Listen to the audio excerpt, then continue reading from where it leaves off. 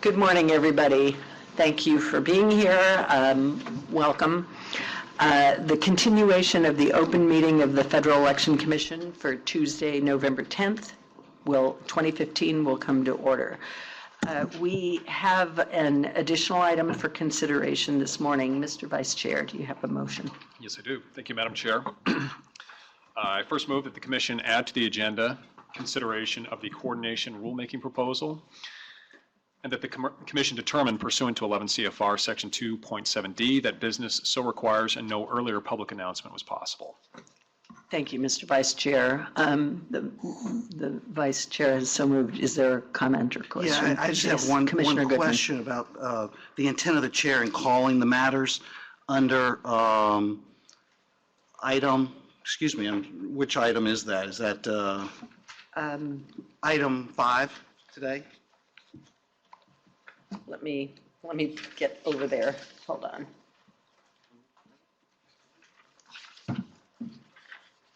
Do you want a different order? I don't have a problem with the order. I was in the queue first. I just want to make sure I'm still front of the line. You are. Okay. No, you are. Then I'm prepared to add this and hear all about it today. No problem. You are in front of the line. All right. Any other questions or comments? All those in favor, please indicate by saying aye. Aye. Aye. All right, Madam Secretary, that motion passes unanimously. I believe we also have some late submitted documents, Mr. Vice Chair. Yes, thank you, Madam Chair. I move that we waive the rules on the timely submission of agenda documents in order to consider the following. Agenda documents 15-62-B, 15-54-A-1, 15-54-D, and 15-27-A-1. All right. The Vice Chair has so moved. Are there any comments or questions? All those in favor, please indicate by saying aye. Aye. Aye. All right, Madam Secretary, that motion passes unanimously. All right, thank you. The first item on the agenda is item number 2, Draft Advisory Opinion 2015-11 FYP. And Esther Jory is on the phone, I believe. Yes, I am.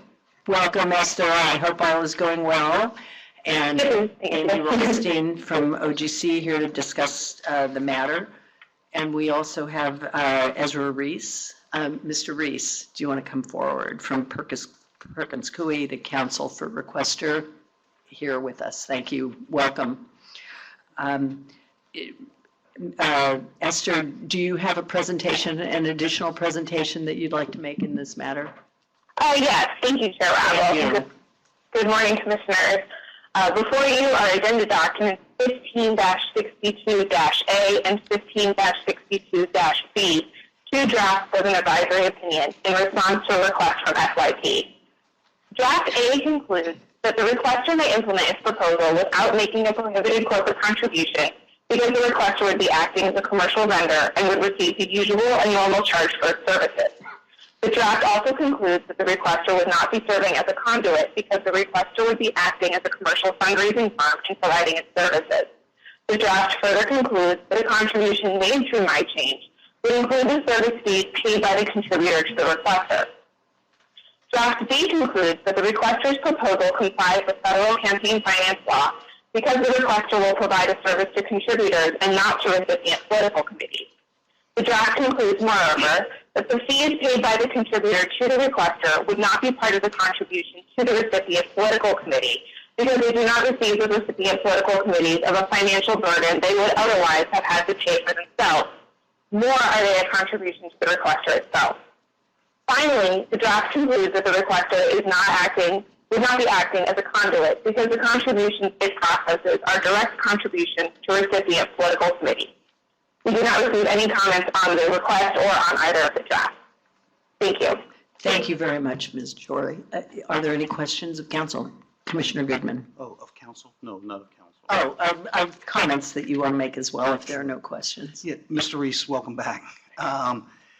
I was in a Red Roof Inn in DeKalb, Illinois last week, and I was thinking of you because on my television in my ground level motel. On one side of me was a railroad track, and every 30 minutes a train would go by. And on the other side was a highway, and cars were whizzing by. I had on the television CNBC and the TV show Shark Tank. I don't know if you've ever watched Shark Tank. My son and I watch it. It's where entrepreneurs come and ask for some wealthy angel funders to fund their business plan. And someone had a business plan and they desperately wanted funding for their business plan. And Kevin O'Leary, Mr. Wonderful, was offering them an investment that they desperately needed, and yet they turned him down because a condition of making the investment in their company was he was going to change their business plan fundamentally from what they had spent years developing, and they were wed to it. And you came to mind because it struck me that that's what's fundamentally in conflict between Draft A and Draft B here. Draft A, and my objection to it was it fundamentally rewrote your business plan that you presented to the commission. Your client's business plan is to provide a service for fee to individual users of your platform and your application. Draft A took liberties with your business plan and said, we are going to make your customer political committees. You're going to, in order to throw your platform on the World Wide Web and to put your application on people's cell phones and devices, you're going to first have to go enter into contracts to provide the service to nonprofit, well, not nonprofit groups, but certainly in the case of political committees. And I didn't think we had the right to redraw your whole business plan. If people don't believe that you should be able to do that the way you intended, then Draft A should have just said no. So Draft B is an effort to give you an answer to the business plan that you presented to the commission, which was to have your customers be the actual users of the service and that they would pay the fee for service. And we had a colloquy when you were last here where you said it would be difficult to modify the business plan because all of a sudden you can't provide the same service to users that you had intended unless you first go discuss it with treasurers and political consultants for a whole bunch of campaigns and find out if they will allow you to be their vendor. Now, I am sensitive to the fact that your client has a commercial application that it wants to put out in the commercial marketplace, and I don't want to stop that. But I can't support Draft A to make that happen. And so, and I also don't want to. I don't know where other commissioners here are as between A and B. I have a suspicion. Hopefully, we can work that out and give you the benefit of that colloquy. Because one option would be for you and your client to revise your request. You could do it right here at the table, in fact, to represent that you want the campaigns to be your client. And you want to be a vendor to campaigns instead of individual citizens and users of your app. If that were the request before us, approving Draft A would be easier, I think, at least for me. So I'm prepared to support Draft B today because I believe it's the legally proper answer to the business plan you presented. I believe that your client should have the right to offer this platform and this application to users and have users opt in.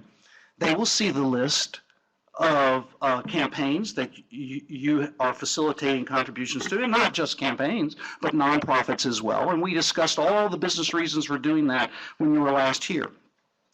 So I'm prepared to support Draft B because I believe that's a bona fide commercial service that you're offering people.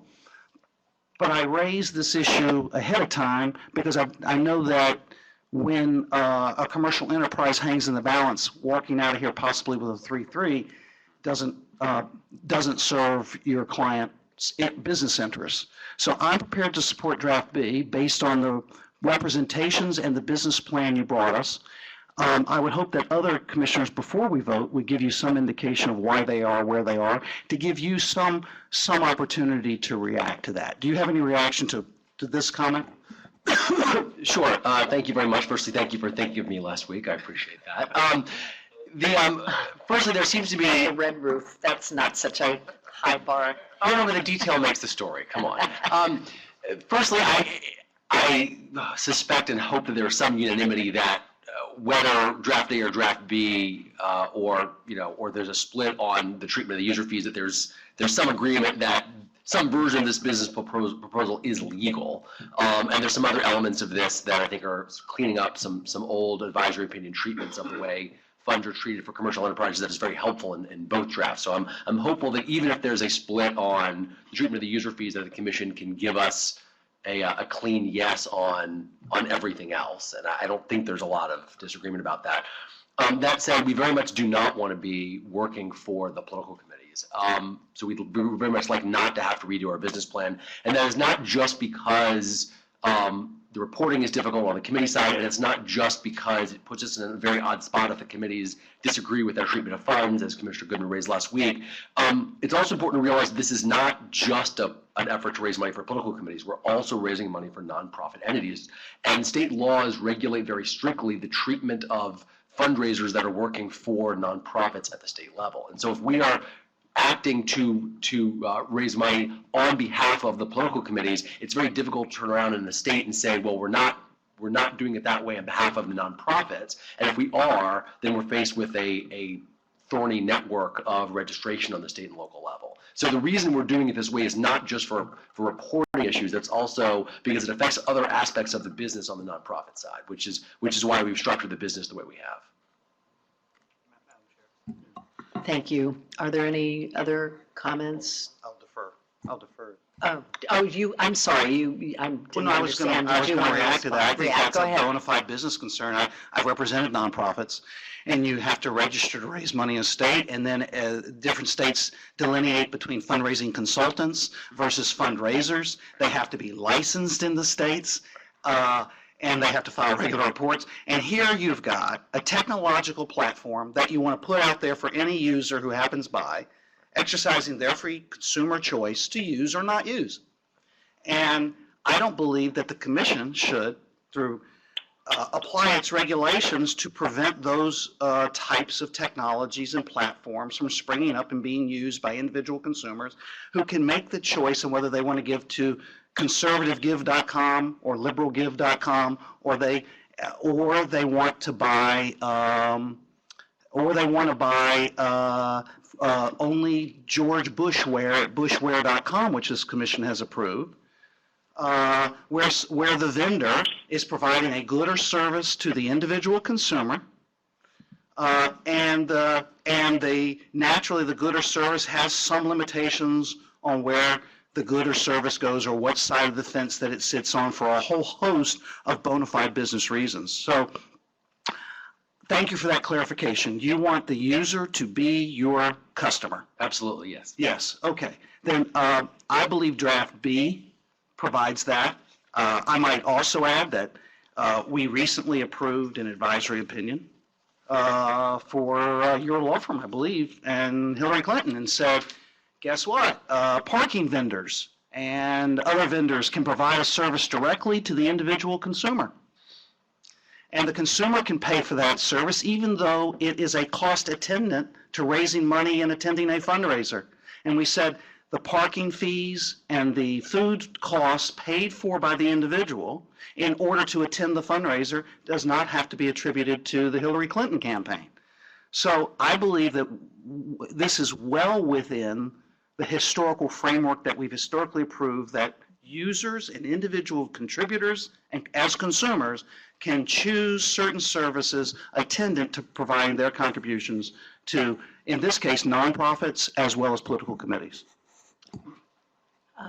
Any other, I'll jump in then. I have to disagree with you. I don't think that we're rewriting the plan, although obviously council is expressing concern about draft A, but that, in my view, is the only mechanism that would make this a legal way to get what you want and what you've requested. And of course, draft A definitely says that the plan is permissible. The issue is, and why it's different from the cases that you've cited, both the merchandise sales options with opinions with T-shirts that are being sold and the like, is this is a circumstance where my change will be doing business only with certain committees that share the ideology. And therefore, it not only provides a service to the contributor, it's providing a service to those particular committees. And for that reason, the commercial vendor analysis is required in this case. And so if everyone is going to go with draft B, I'm not going to be able to support that.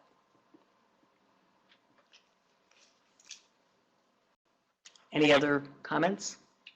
Is there a motion? Oh, did you? Motion. Be happy to Okay. make a motion.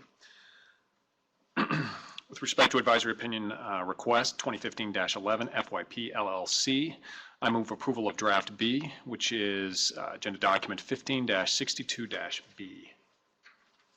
All right, any comments, questions? All those in favor, please indicate by saying aye. Aye. Aye. All those opposed? No. No. All right, Madam Secretary, that motion fails by a vote of 3-3 with Commissioner Goodman, Hunter, and Vice Chair Peterson voting yes, and Commissioner Walther, Weintraub, and myself voting no. Is there another motion? Commissioner Weintraub. Thank you, Madam Chair. I move approval of draft A. Questions, comments? All those in favor, please indicate by saying aye. Aye. Aye. All those opposed? No. No. No. Okay, that motion fails by a vote of 2-4, with Commissioner Weintraub Ravel voting yes, and Commissioners Walther, Peterson, Vice Chair Peterson, Hunter, and Goodman voting no. So are there any other motions? Hearing none. Let me just, I don't have a motion. I have a question of Mr. Nodi.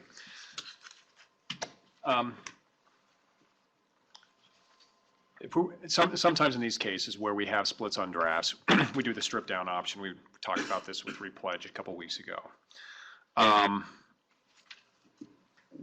In this case, if there were to be a stripped down yes, saying that yes, this is permissible under the Act and Commission regulations, but the Commission couldn't decide as to the rationale, what would that effectively put the requester? What protection would that give him? Could he choose between the two rationales? Would he have to say, would that protect only insofar as his client followed the rationale of one draft or over the other? What's the, because this issue came up before about what does stripped down yes practically mean for a requester in terms of how they're going to have to conduct their business activities? Right, and not to fight the hypo, but I think the threshold issue might be getting that stripped down yes, because one of the question isn't quite a simple yes, no, is this permissible? Is it permissible, and if so, how do we have to account for the costs of engaging in the transaction? It sounds like that's where there may not be agreement, and in that case, it's hard to imagine what the stripped down answer would say. Commissioner Hunter. Mr. Reese Yes. looks a little upset, so I just want to give him an opportunity to speak. And Oh, I'm sorry, I wasn't looking at your upsetness. I was trying to look give you my puppy dog eyes, but it didn't. I missed it. You should have to do it audibly next time. I'm sorry, yes. Weeping. I didn't want to interrupt the flow of the commission. Here's what would be helpful. I understand there's a disagreement about the treatment of the user fees, which I think comes down, I mean, there's an ideological question about the ideological question, which I think seems like a real split among the commission, and fair enough. I don't understand the Democratic position, I'm sorry, but I respect it. That said, that's really just coming down to a debate about how the user fees are treated on the recipient side. Are they reportable by the recipient committees as expenditures? Are they subtracted from the contribution limits that can be given to committees? It's a technical question, and I understand the commission may not be able to reach agreement on that, but there seems to be agreement on everything else, including the treatment of funds, including the fact that an ideological split can legally be used for a for-profit company. There's a lot in both Draft A and Draft B that I think really moves the ball forward on the commission's treatment of these kinds of fundraising entities. And it'd be really helpful for the commission to be able to say yes to everything but the treatment of user fees, even if you end up splitting 3-3 or not commenting on that at all. Commissioner Weintraub. Well, I'll toss that over to council. Is that doable? Because I share your frustration. I mean, it sounds like there are 5 commissioners who are okay within, with a couple, with, as you say, one diverging point on your going forward with this plan. So it would be frustrating for me as well as for you to walk out of here with nothing in your hands. I doubt it, but but there may be a way to write an answer that says yes to A and B, although we can't agree on Y, and we have no answer at all for the treatment of the fees. Maybe that's possible. I don't know. We can try. But how will that help you? Well, I mean, honestly, it's going to be, firstly, we will have to decide how we treat contribution limits, and the recipient committees will have to decide how to report. And in a 3-3 split, that will be difficult. But there seems to be broad agreement that the proposal is legal. It's legal for FYP to engage in it, and it's legal for the recipients to accept funds, at least up to the contribution limits minus the user fees. And if there's agreement on that, then we can proceed. We'll have to discuss, what to tell the recipient committees, who are, I think, in an unfortunate bind here. But if the commission agrees with the majority of the commissioners that this plan is legal, it seems silly not to express that agreement in an advisory opinion, even if there's some disagreement about how the reporting is done, which is fundamentally what this comes down to. Can I add one more thing? Yes, is there anything that would change the 3 commissioners who voted no on Draft B's minds on how to treat this? I can't tell you that FYP is going to start working with conservative organizations. They're not, and we'd very much like not to be in business with the recipient committees. But if there are other elements of the plan that is giving the 3 commissioners who voted no pause, if you'd like, if it would make a difference, for instance, if FYP did not accept requests from committees to be part of the program, that may be something we can alter. There may be some things on the margins that we can alter. We're not willing to work with organizations we don't agree with, but if there are other things that would help, I'd love to talk about it.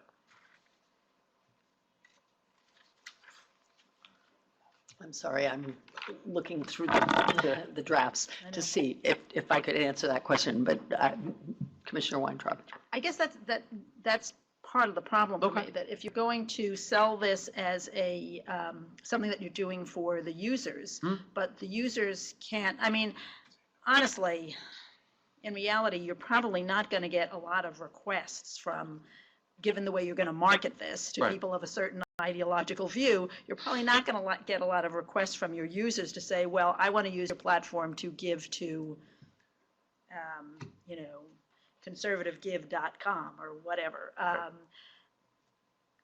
But it's hard for me to reconcile the notion that you're doing this for users if indeed part of your plan says, but if they come in and ask, can we use your platform to give to this organization, and it's not one that you want to help, then you're going to say no. So then it starts to look less like you're doing it as a service to the users, because you're going to turn down certain requests that your users make of you.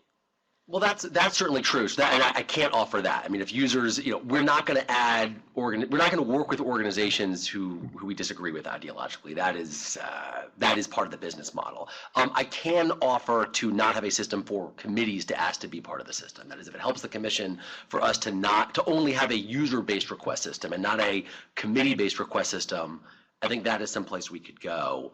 What I can't promise you is that we're going to send money to political committees who we don't ideologically agree with, who are not part of the business model of only supporting progressive entities.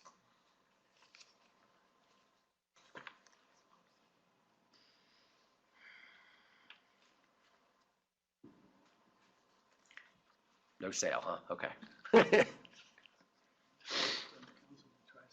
Right. No, exactly. I was just thinking the same thing. I don't know whether today is the statutory day for us to make a response to you, and if you'd be willing to give an extension in this matter, and we could ask counsel if he could. I was just going to Make ask Ms. some- Jory to clarify the deadline for everybody. It's November 23rd. I'm sorry, say that again? November 23rd. November 23rd. Thank you. I mean, I suppose, Mr. Noti. We can take a shot at writing something up, and if there are 4 votes for it, I mean, we have enough time to get that approved, and if we come to the 23rd and there aren't 4 votes, we'll send Mr. Reese the letter that there was an agreement. Or if it appears there's a need for more time, maybe Mr. Reese you could first give him the opportunity to entertain a limited 1 week or something extension from the 23rd. I wouldn't ask you for the extension today because you want to keep a fire lit under us. But that sounds like a reasonable way to Yeah. proceed, to leave this matter open and see what happens by the 23rd. Right. Okay. I appreciate that very much. Commissioner Hunter. I'm of course going to look at whatever OGC drafts, but I just want to warn requester that at least speaking for myself, I'm not interested in agreeing to something that changes our precedent on this issue. And so I'm very cautious in doing that. And I think, the 3 of us are comfortable with our legal position. We answer the question that you ask. I think that some of what's going on is people you're going to provide a service that you're actually not. And so in some ways changing the request, which is what Commissioner Goodman said. So I just want to caution, while I'm happy to look at it, I don't want to give you false hope. And we are not interested in changing our business model. That said, I'm trying to get agreement on, most of this opinion actually is in broad agreement. The 2 drafts are actually not very dissimilar for anything but the treatment on the recipient side. And the 2 opinions actually both in concert advance the legal ball quite significantly on how organizations do this, on whether an ideological screen is even possible, and particularly how funds are tracked and commingled. Both opinions, I think, modernize the way that funds are collected and passed on to committees. And I think it'd be a real shame to give all that up over a significant disagreement, but that really doesn't affect, I think, most of the meat of either of these opinions. Mr. Vice Chair. Just one follow-up. It might be of some use to provide a supplement of some sort, kind of fleshing out the commercial basis for the ideological screen. Sure. If that were something that you could provide, I don't know if that might help, but I know that that's been one of the sticking points for some. But if there's something on that might provide a little more information, that might be helpful as well. Sure, happy to. Well, Commissioner Weintraub. I'm not sure it matters. I'm willing to accept what Mr. Reese is telling us. I don't want him to go out and have to.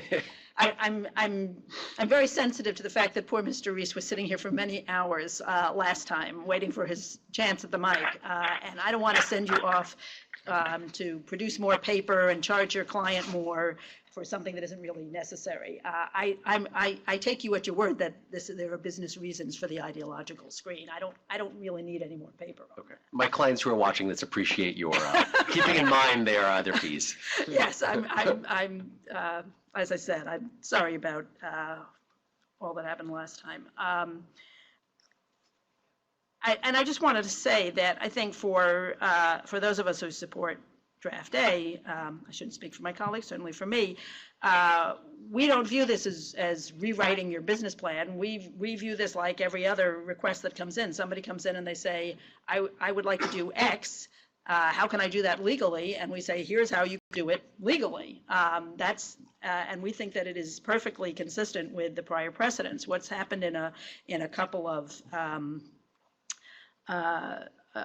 these AOs is people cite a bunch of precedents and say, look, this is just like all of them. And to the extent it's not just like all of them, the differences aren't really meaningful. Well, they are meaningful to some of us. I mean, you can cite CrowdPack, but CrowdPack is a platform that everybody can use to give to anybody. And that's true of Democracy Engine as well. You can give to anybody. And I think Skimmerhead as well. So, a lot of the precedents that are being cited are distinguishable from what's being asked here today. And we too are trying to stay consistent with the precedents. But I would be happy to work with council and see if there's something that we can provide you that would be useful to you. Any other comments or questions? I have to agree that I don't need any further information about your reason for making an ideological business decision about using ideology. So I don't know if you still want that information. I just put it out there as something. Yeah. Okay. All right. So the plan is that we hopefully will have something from council and be able to make a determination by the 23rd. If not, we'll get back to you and ask you for further time. Okay, I appreciate that. Okay. Thank you very much. Appreciate you being here. Sorry about last week, having to sit here all day. I mean, That's quite all right. thank you. All right, the next item is item number 5, rulemaking priorities and proposals. There are a number of aspects to this, but the first one is... The leader has disconnected. This call will now end. Madam Chair, Yes. may I make a comment? Yes. I want to thank you for recognizing me. I wanted to make a comment, but I was waiting for the advisory opinion issued to finish off for the same reason that we're all concerned about keeping the gentleman here for longer than we need to. But I just wanted to point out, Madam Chair, that there was a recent piece on Comedy Central. I think it aired on Thursday night. And the rhetoric here at the FEC has certainly gotten to a whole new level. Even I didn't know that it could get much worse than it was before.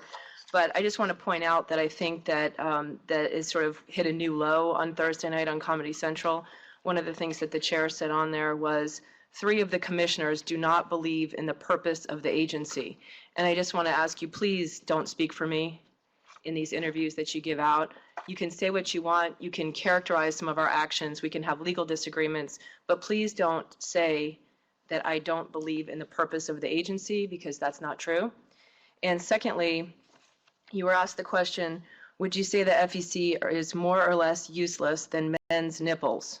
And your response was, I would say that the FEC and men's nipples are probably comparable. There are things that are done that have some value, just like men's nipples.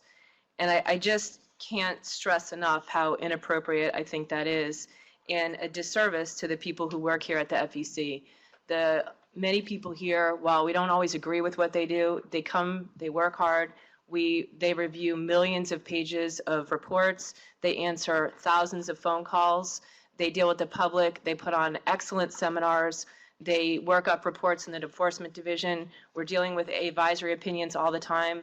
And to say that this agency is comparable to that is just, I think, again, a new low. And I hope you consider that what you say does have consequences when it's aired on television, but also when you're speaking to smaller groups of people, those things are reported, as you know, and I just wish you would consider not speaking for other people and being a little bit more sensitive to how what you say might impact other people. Thank you.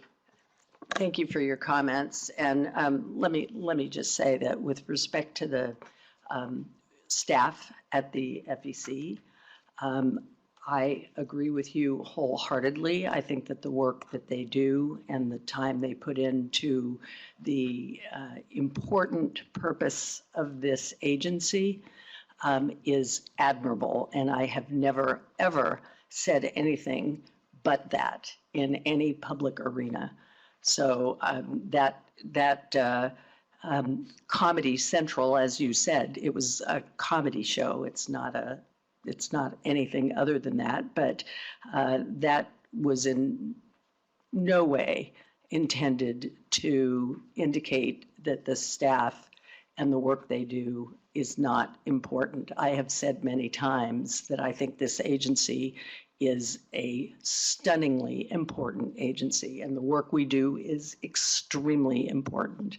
However, my views about this commission have been said many times before, and this was not a new statement, and it's a belief that I hold, and I believe you all are great believers in the First Amendment, and that's exactly what I was exercising my concerns about the operation of this commission itself and its willingness to follow what I believe to be the law that we're bound by. You and I just had a conversation about this at Georgetown, in which you demeaned the staff of the agency, by the way. So frankly, well, just a minute.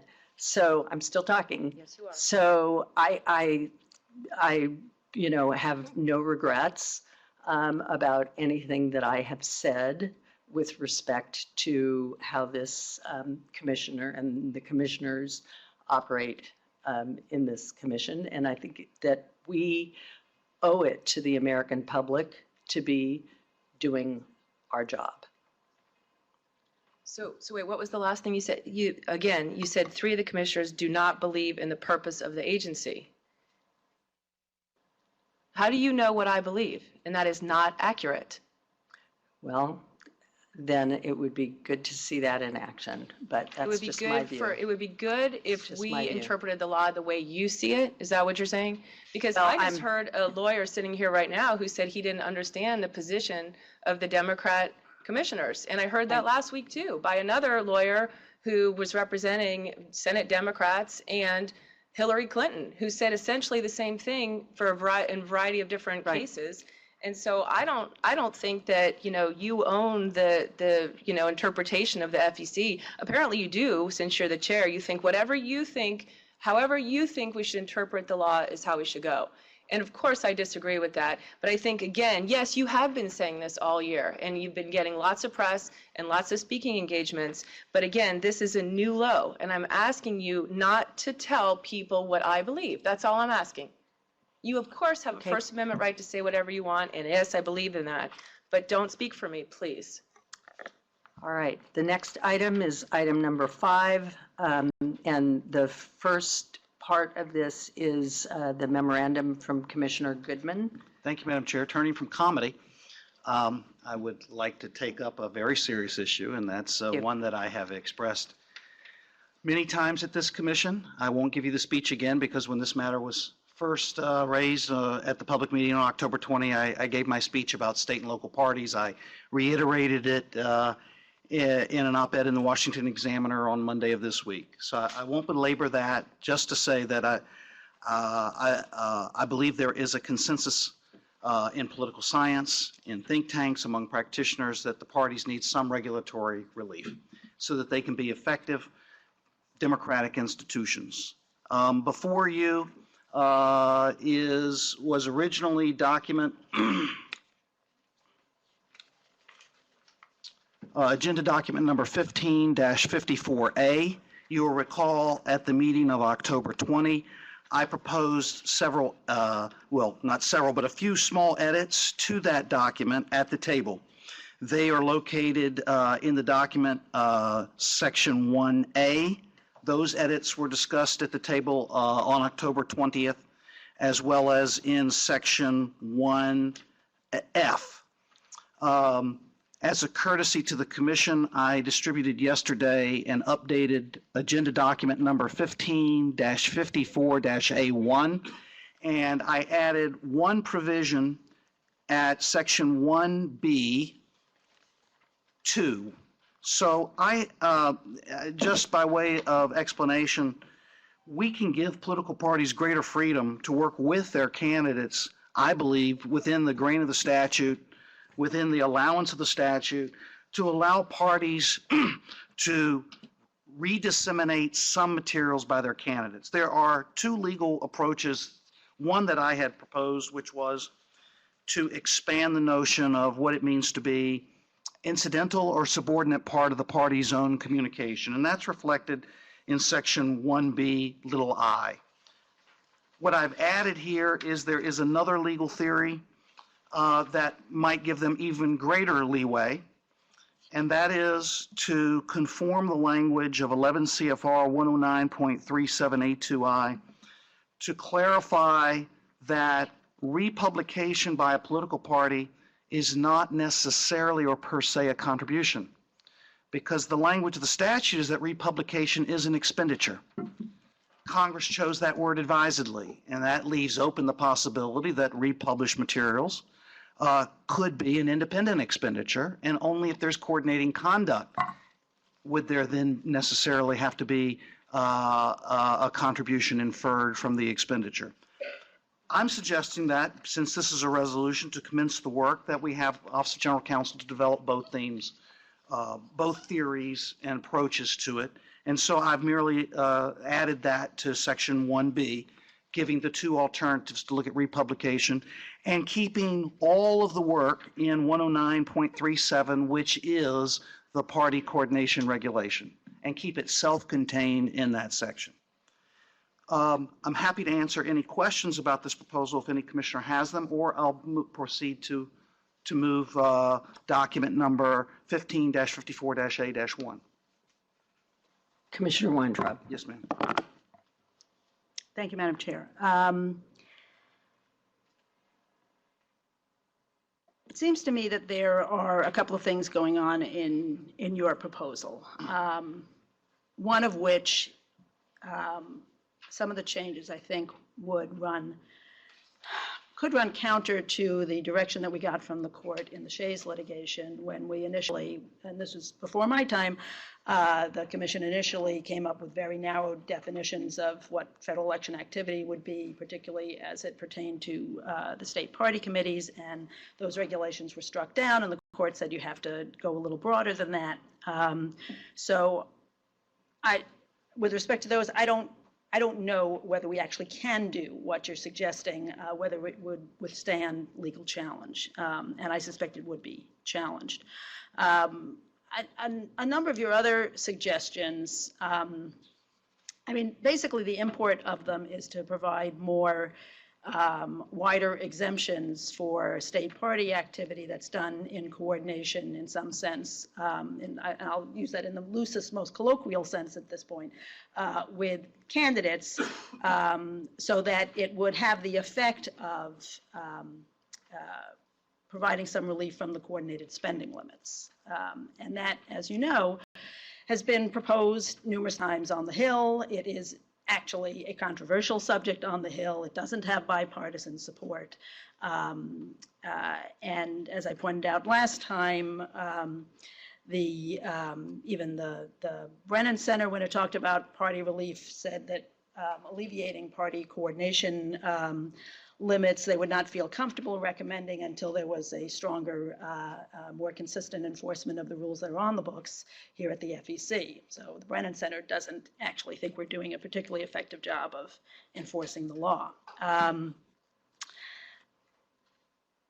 And every article that I have seen about, that talks about the parties, talks about it, including the ones that you cite to in your op-ed, talk about it in conjunction with talking about super PACs. It's always sort of a yin-yang. The parties are suffering and the super PACs are on the ascendancy, and the super PACs are doing all this stuff that people have concerns about. So I think that, you know, we have proposed on any number of occasions to go forward with something that was also the subject of some Hill discussion, and the answer we always get from your side of the table is, no, we can't do that. We have to let folks on the Hill deal with that. It has to be done by legislation. And that happened as recently as last week when we had a petition in front of us. It had overwhelming public support, almost all of the comments, and we got thousands of them said, please go forward with this rulemaking petition. And the answer we got was, no, if something's going to happen in that area, it was the government contractor petition, we think the Hill would have to do it. So I could just stop there. I could just say, therefore, since it's this topic of discussion on the Hill and the Hill is divided on it, I think we ought to leave it to them. But actually, I'm willing to go forward to ask OGC to start drafting rulemaking if you're willing to address both sides of the problem. And as I said, I think both sides of the problem are what's going on with party committees and what's going on with super PACs. And that's why the chair and I have drafted a proposal to address super PAC coordination with candidates. And I don't want to speak for the chair, but I know that I would be happy if you wanted to elaborate on that, provide other alternatives to our proposal in the same rulemaking document. But I think this is one of those, if you'll help me out, I'll help you out. If you are interested in asking the council to start working on drafting up a notice of proposed rulemaking on coordination issues that would address both your concerns about the parties and our concerns about super PACs, I'm with you. I'll do it today. But I'm not willing to do it in a one-sided fashion. So that's why we rushed that document onto the agenda today, so that you would, and I know you only saw it, we only got it out yesterday, and you haven't had a lot of chance to look at it, and I don't want to rush you on anything, but that's basically, that's my counter proposal. I have to say I agree with Commissioner Weintraub in this. I think this is a bilateral issue. I've heard everyone from the lawyer for the Republican Party to you to others who came before us at our party meeting last year saying that part of the problems for state and local parties and the national party is because of the existence of independent expenditures and the unlimited amounts of money. And so there needs to be some relief for the committees, for the party committees. I don't disagree with that. I think that there needs to be some changes, although I don't agree with your federal election activity proposal for the same reason that Commissioner Weintraub spoke about. And while I want to do something about party volunteer activity, because I care a lot about grassroots activity and what the parties have done in that regard, it seems to me that some of the things that you have suggested here don't really relate to that. And so I have some concerns about that. For example, adding that direct mail means a mailing performed wholly by a commercial vendor. I mean, things like that don't really relate to volunteer activity as far as I can tell. I'm really open to any other ideas or thoughts that you might have about how to increase volunteer activity, because that, as you know, is something I care about. But I too think that because these issues are inextricably intertwined, that something with respect to coordination generally, together with your party coordination proposals and maybe a different look at volunteer activity, and we could ask council to look at that, would be something that I would also agree with.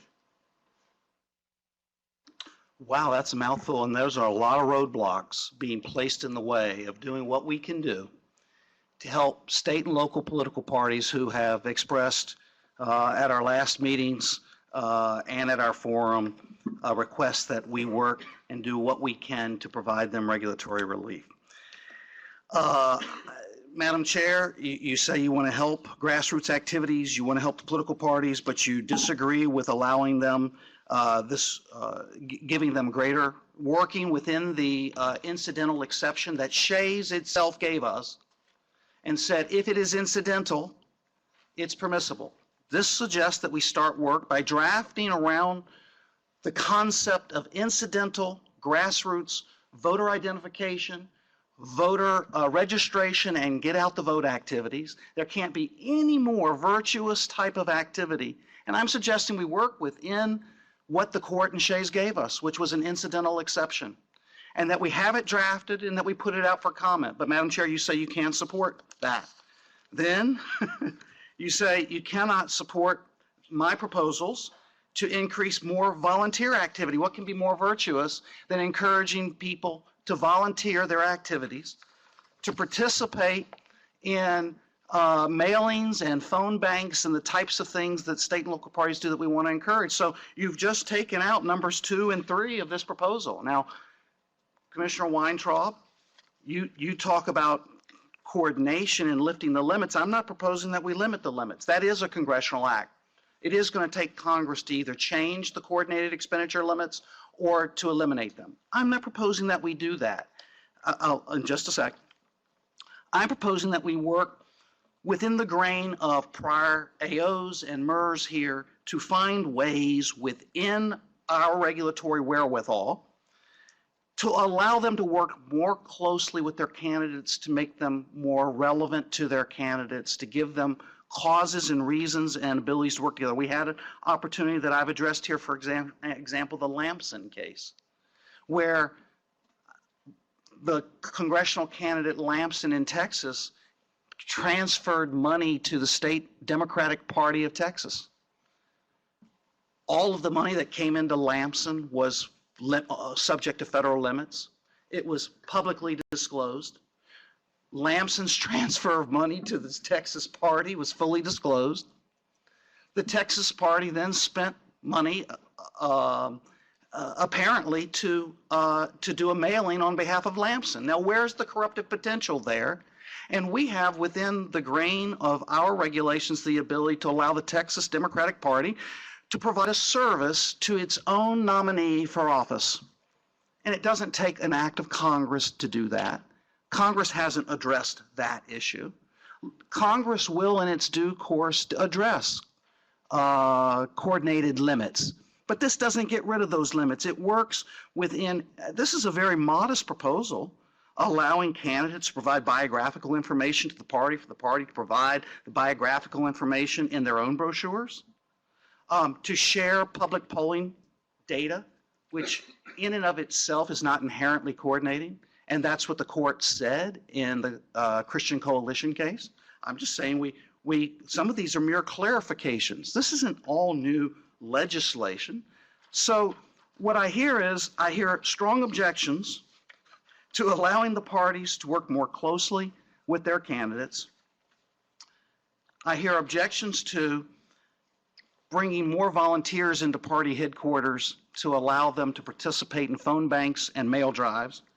And I hear strong objections to trying to use an exception that the court gave us in Shays, yes, to work to try to expand it. It may draw a lot of negative comment that it is facially unlawful, but we can begin to work with this in order to, if we're going to err on the side of regulation or freedom here, why don't we err on the side of working within the exception Shays gave us to fight for voter registration and voter get out the vote drives and voter identification and passing out early ballots and harnessing voters early to the polls, which is what the parties do. You know, we just punished the Orange County Republican Committee with, I forget what penalty they finally agreed to, but it was about $30,000 for doing what? For getting out the vote, because they used Levin funds transferred to them by the California State Party. The federal government punished the Orange County Republican Committee to the tune of about $30,000 for registering voters and turning them out to the polls. There's something incredibly perverse about a law that does that. Punishes Americans for registering voters and turning them out to the polls. So here we have an opportunity to work within the grain of the law that Shays gave us. And yet all I hear is objections. Objection to that, objection to number 2, objections to number 1. Madam Chair, I move that the Commission adopt Agenda Document Number 15-54-A-1, a resolution of the Federal Election Commission commencing work on a notice of proposed rulemaking focused on strengthening political parties, and that we get on with the work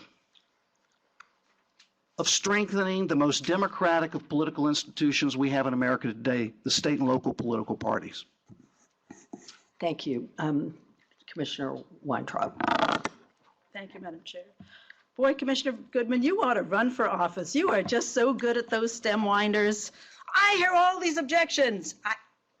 I said I wasn't sure it would withstand legal scrutiny. I think we've got to worry about that. But I said I would be willing to put every single one of your ideas out as long as you're willing to work with me at the same time. And that's the real problem, is that you only want to do what you want to do. You want support for your proposal. You're not willing to give support for my proposal.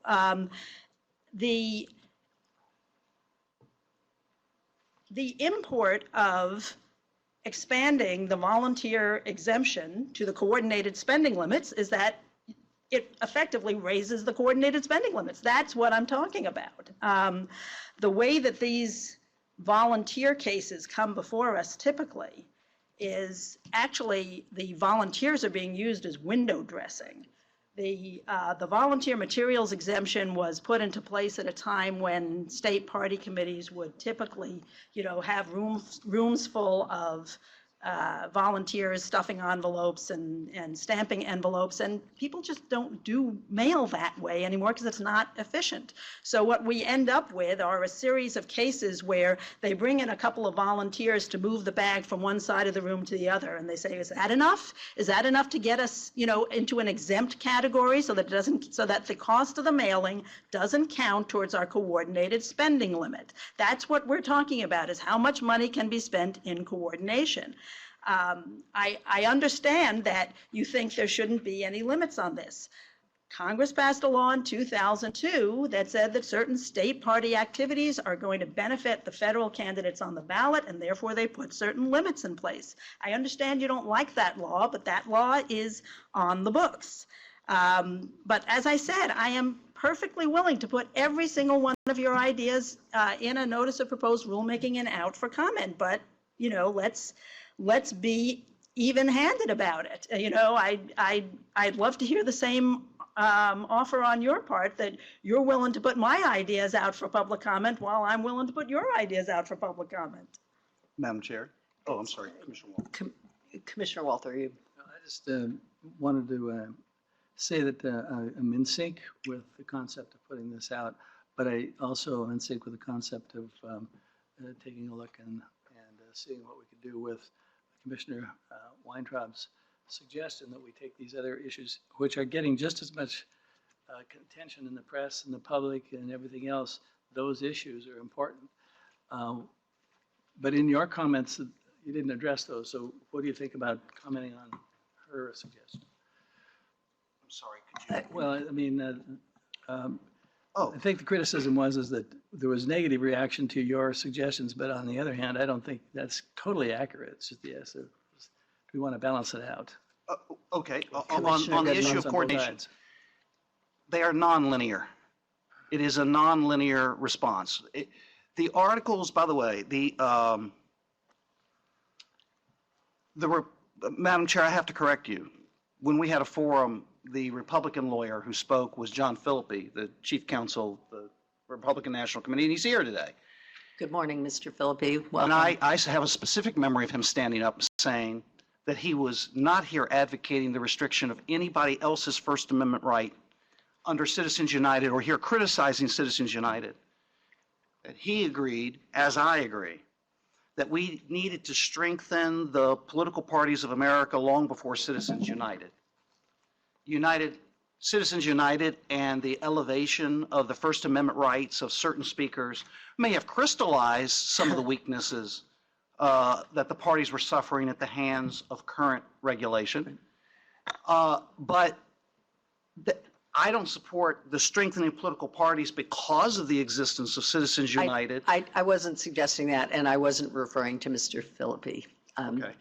So I was referring to somebody that I was on a panel with who's a well-known lawyer for the Republican Party. You mean a different panel than our forum? A different panel than the forum. But secondly, but again on this issue of super PACs, I'm not going to restrict somebody else's First Amendment right just to free up the First Amendment rights of the political parties. They stand alone need strengthening. And some in government view the First Amendment rights of all these speakers out there to be like a team of horses that we get to drive as government. And as we as the Supreme Court freed up some of the horses to run more freely in Citizens United, we're looking at the reins that we've got on the horses and somehow, well, maybe we'll give those horses a little bit more room to run. Oh, but we're going to reharness those horses and pull them back a little bit. I don't view it as government's role to ride the team of horses in free speech like that. I'm talking about one horse in this race, and that's the political parties. And they need regulatory freedom, and they needed it long before Citizens United. Second, tweaking around the edges of coordination with super PACs. Indeed, reversing in your proposal 4-2 votes that were held just last week at this commission is not going to re-alter the playing field of speech between the parties and interest groups that engage in super PAC speech. It may tweak them on some coordination issues, but it won't fundamentally give the parties their relative rights against the super PACs.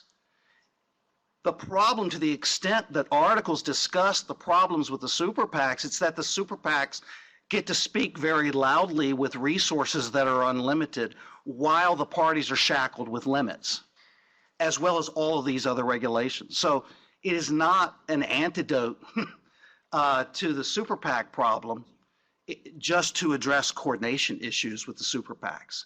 The problem, to the extent it exists and it's a relative or competitive problem, is that super PACs got the right under Citizens United to speak with unlimited funds.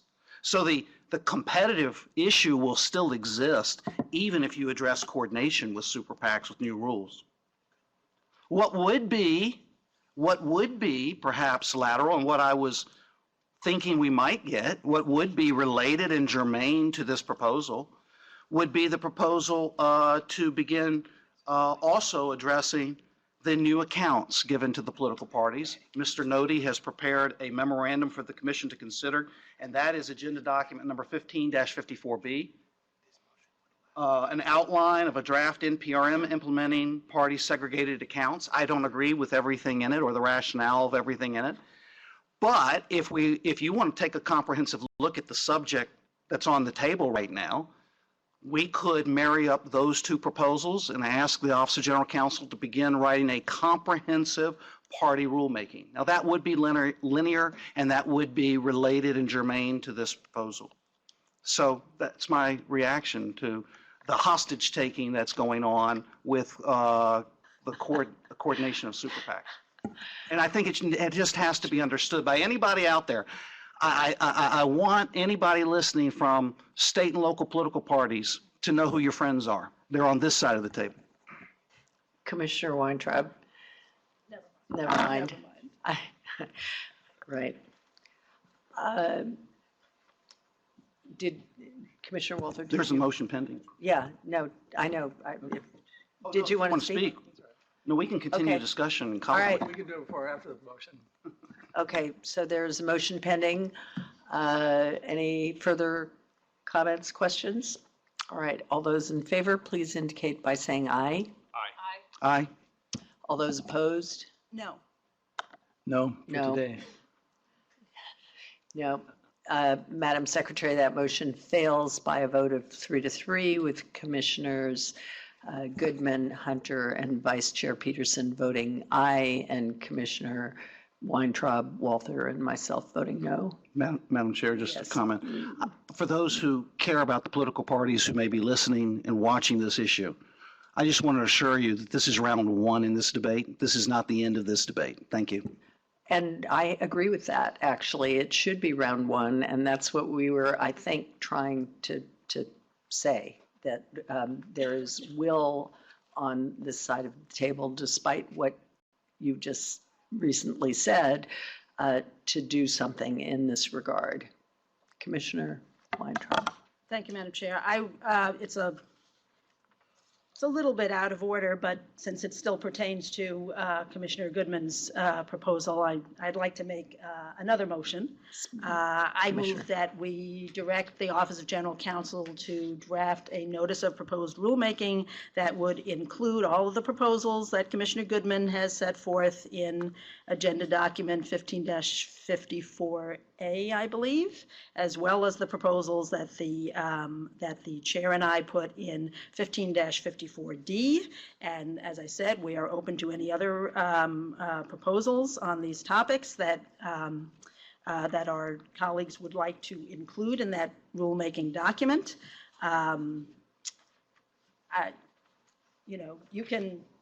There's a lot of characterizing of, I'm sorry, there's also I'll also include 15-54A1, which I guess was your revision of your original proposal. I don't want to, I'm trying to include all of your most current ideas in my proposal. There's a lot of characterization of other people's views, which some on your side of the table seem to take exception to, but I guess not all.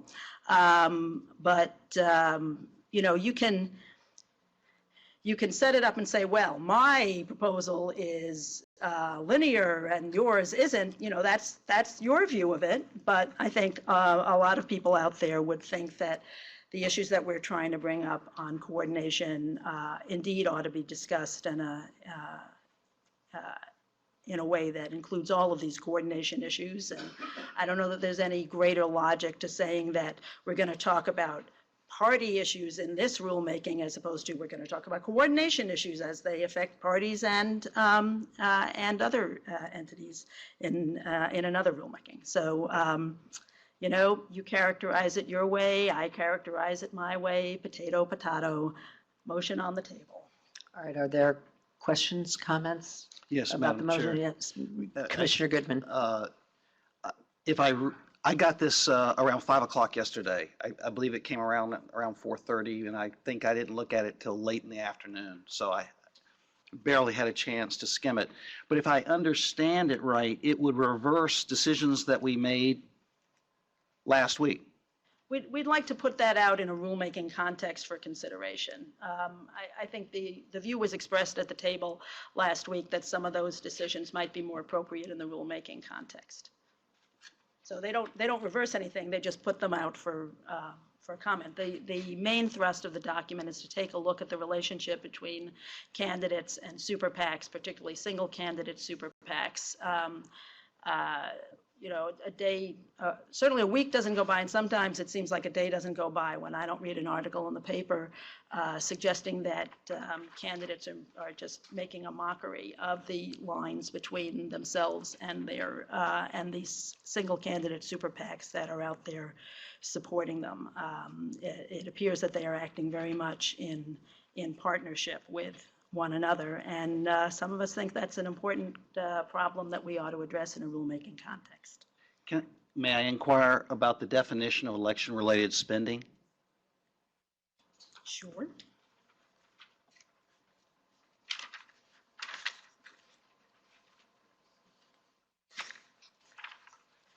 You would include in coordination an organization's spending on candidate research and polling? I believe that is election related. But as I said, you could put Candidate forward another research, no, alternative. if a nonprofit organization wants to research candidates in their voting records in order to put out candidate scorecards, for example, or how candidates have voted on the issues that matter to us, would that now be regulated as coordination? Well, if that organization has an employee, independent contractor, or founder who's the candidate's immediate family member, or who previously was employed by or worked as an independent contractor for the candidate or a committee authorized by the candidate in the past year, or has received fundraising support from the candidate's campaign, the candidate's immediate family member or staff in the past year, or shares a common vendor with the candidate and the common vendor provided any of the services listed in 11 CFR 109.21 or has been publicly identified by the candidate as a vehicle for supporting that candidate in the past year. But as I said, this is a proposal. If you want to add alternatives, happy to consider them.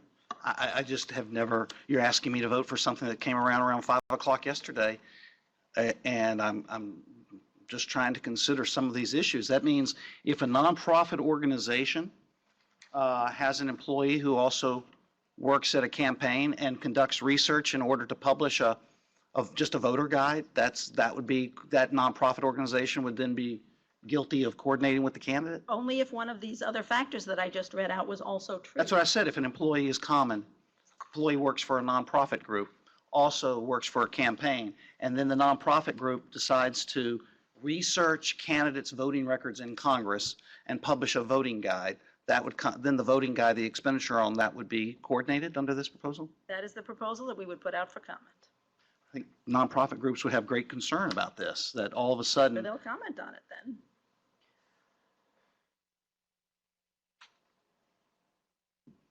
And let me apologize again for getting it to you so late in the day. The reason that we got it to you was because you had been pushing to have a vote on your proposal, and as I have explained, I think it's only half of the problem that we need to address. So we wanted to put something in front of you. And if you want more time to think about it, I'm happy to withdraw my motion and we can bring it back to the table next time. I guess what I could have benefited from is a presentation of it and a walkthrough of the document before I was called on to vote for it. I did that with my party proposal on October 20th. I walked through it. I know I got some grimaces over here, but I walked through it point by point, and I even cited advisory opinions and MER statements from which the ideas came. I think we could benefit from at least having this explained at the table before I'm asked to vote on it. Well, it draws heavily, if this is helpful to you, from not only a proposal that I had put before my colleagues a long time ago, but also from Richard Berfault's work at Columbia and the recent rulemaking that was done by the California Fair Political Practices Commission. It might also be helpful for the public to have had a little bit more time to consider this. As I said, I'm happy to put it over to the next meeting. The only reason I put it on the agenda at this point, that the chair and I did, was because we wanted to pair it up with your proposal. If we could put this over, that would probably be helpful. We'll do that, and I'll get to you, Commissioner Hunter, in a minute. But with regard to the basis for it, and Commissioner Weintraub spoke to this, Professor Berfault testified before this commission and talked some about this. He's filed comments as well, and he's written a number of law review articles. He's well-respected Was that academic. in connection with the February hearing? Yes. Okay, And I'll pull his comments if I. And he's also spoken, he's also commented to the commission extensively. So there's a lot of material in the public record at the commission with regard to his ideas. Commissioner Hunter. Thank you.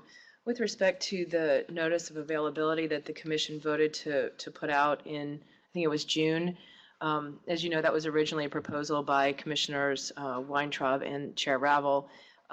They withdrew it, and then it was filed by Public Citizen. And there's just one area of that notice of proposed rulemaking, paragraph 4, ensuring the independence of independent expenditures. And the only overlap that I see, just reading it very, very quickly, and I could have missed something, or the main overlap, I should say, is in the last paragraph, the commission should also adopt rules that deem all spending by outside groups that effectively operate as, quote, the alter ego of a candidate as coordinated spending, and drops a footnote to Richard Berfault's article in the Columbia Law Review. And so does this proposal supersede the notice of availability? Are you planning on voting no when that comes before the commission? Because it seems to me that this is a sort of a more detailed proposal of what at the time, what I criticized then as just very vague notions of how to fix things. And as I said at the time, I didn't think it was useful for the public to comment on ideas that were way too vague and broad. So it seems to me that maybe this supersedes the consideration of that. Am I right? Well, no, because although I'm interested to hear that that was your perspective. I thought your perspective was that you didn't want to support it because I wasn't a person. No, that was yours. but, That wasn't the second one. Well, the second one has been submitted now by Public Citizen and Right. by SAI. Right. So I don't see how I can supersede a notice that we put out that was a petition by two other. No, but we have to vote on that, right? We voted to put it out for public comment, Yep. and it's out for public comment. Yes. And in fact, the deadline came and went a few weeks ago. That's not on the agenda today. Right. But what I'm asking is that is going to come for a vote of whether or not we open a rulemaking. That's the next step, right? Yes, but that petition also addresses other topics that are not addressed in this document. So, yes, you're going to have to vote on that one too. Oh, I can't wait. So is that, are you going to vote on that, but peel out the coordination part? Because it seems to me, as I said, that this proposal that you circulated for today appears to be a more detailed version of paragraph 4, again, ensuring the independence of independent expenditures. As I said, that notice of availability is now acquired a life of its own. It's in response to a petition from people who don't sit at this table, and nothing that I do in making a proposal today is going to supersede what happens with that petition. That petition will eventually come back to us for a vote as to whether we should open a rulemaking. Right, and I'm on asking you, all of are you the going to issues. vote to open a rulemaking on this section, or does this supersede that? And I just said it does not supersede that. I've said it 3 times now, I Okay, believe. okay. And that petition, as I said, will address other issues that are not present in this document. Okay. So I- there was I- a request to. I right. withdraw my motion so that my colleagues can have more time to think about it. All right, so we will put this matter on the next open agenda in December. Thank you. Okay. And then there are a few more items that relate to this rulemaking priorities and proposals that we have not discussed. We discussed 15-54A, and then there is 15-54B, and draft notice of proposed rulemaking on technical modernization. Excuse me? Oh, is it? Okay, I've got it incorrectly then here, sorry.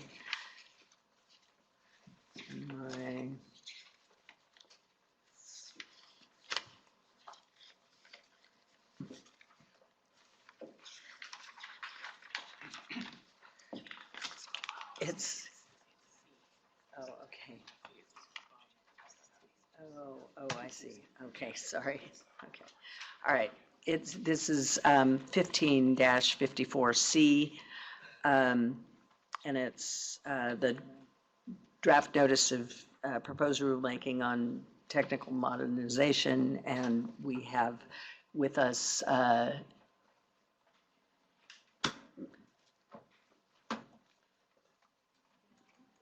Jessica, excuse me? Yeah, let's come back to B afterwards. Jessica Selenkoff here. Would you like to make a presentation, please? Thank Thank you, Chair you. Ravel. When the commission was established, most contributions and disbursements were made by check with carbon copies. These were likely sent by postal mail. Business records were on paper, and written communications were delivered by postal mail or, for the technologically forward, fax. Today, a financial transaction can be entirely electronic. A payment can be made by credit or debit card through internet-based payment processors, online banking, or text message. A payment can be transferred to a Bitcoin wallet. A check can be deposited on your smartphone through bank's app with no paper moving at all. And the records of these transactions may be in a screenshot, an email, or other electronic record with images, text, or emoji. The draft notice of proposed rulemaking in Agenda Document 1554C, also known as #TechMod, and is technological modernization, not technical modernization, proposes revisions to over 100 commission regulations, from administrative regulations in Part 1 through regulations that implement the Federal Election Campaign Act, such as the conduit and forwarding rules that were and are at issue in the advisory opinion discussed today, to the public finance regulations at Part 9039, to address, among other things, the receipt, deposit, forwarding, and record keeping of electronic transactions. The notice also proposes eliminating references to outdated technologies such as telegrams and updating references to computer and internet terminology such as World Wide Web and websites, 2 words. Thank you, and I'd be happy to answer any questions you may have. Thank you. That was very succinct, given the length of this document. Yeah. Are there any questions? Questions by any members of the commission or Commissioner Goodman? Ms. Selenkoff, this is admirable, and a lot of work went into this, and I know you've spent a lot of time reading treatises on the distinctions of technology. So I just want to commend you on putting together a very complicated piece of work. We lawyers don't always understand the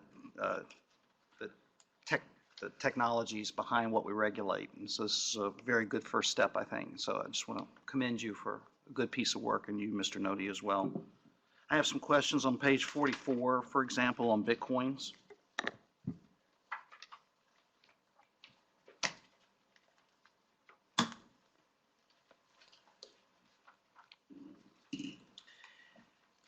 You choose the phrase digital currencies. I always thought of these digital, I call them alternative media of exchange. I'm not sure, what is the definition of currency versus a medium of exchange? I thought that was one thing we struggled with, was whether this was currency of the United States, whether to treat it like cash. And I didn't know if we were already biasing the subject by using the word currency with respect to these Bitcoins and other digital currencies. I thought we might say Bitcoin or other digital or alternative mediums of exchange.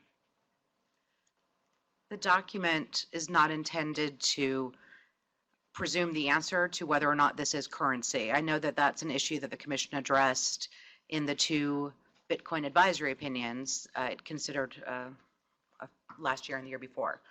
I think the term digital currency was intended to be used as it's used by other entities that are considering these issues right now. The FinCEN uses the term and has defined and explored that term.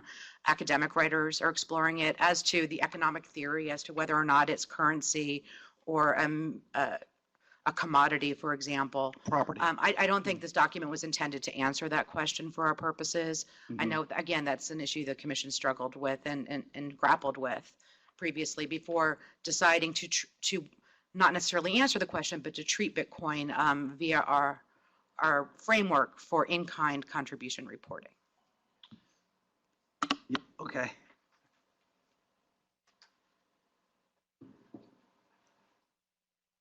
I'm sorry.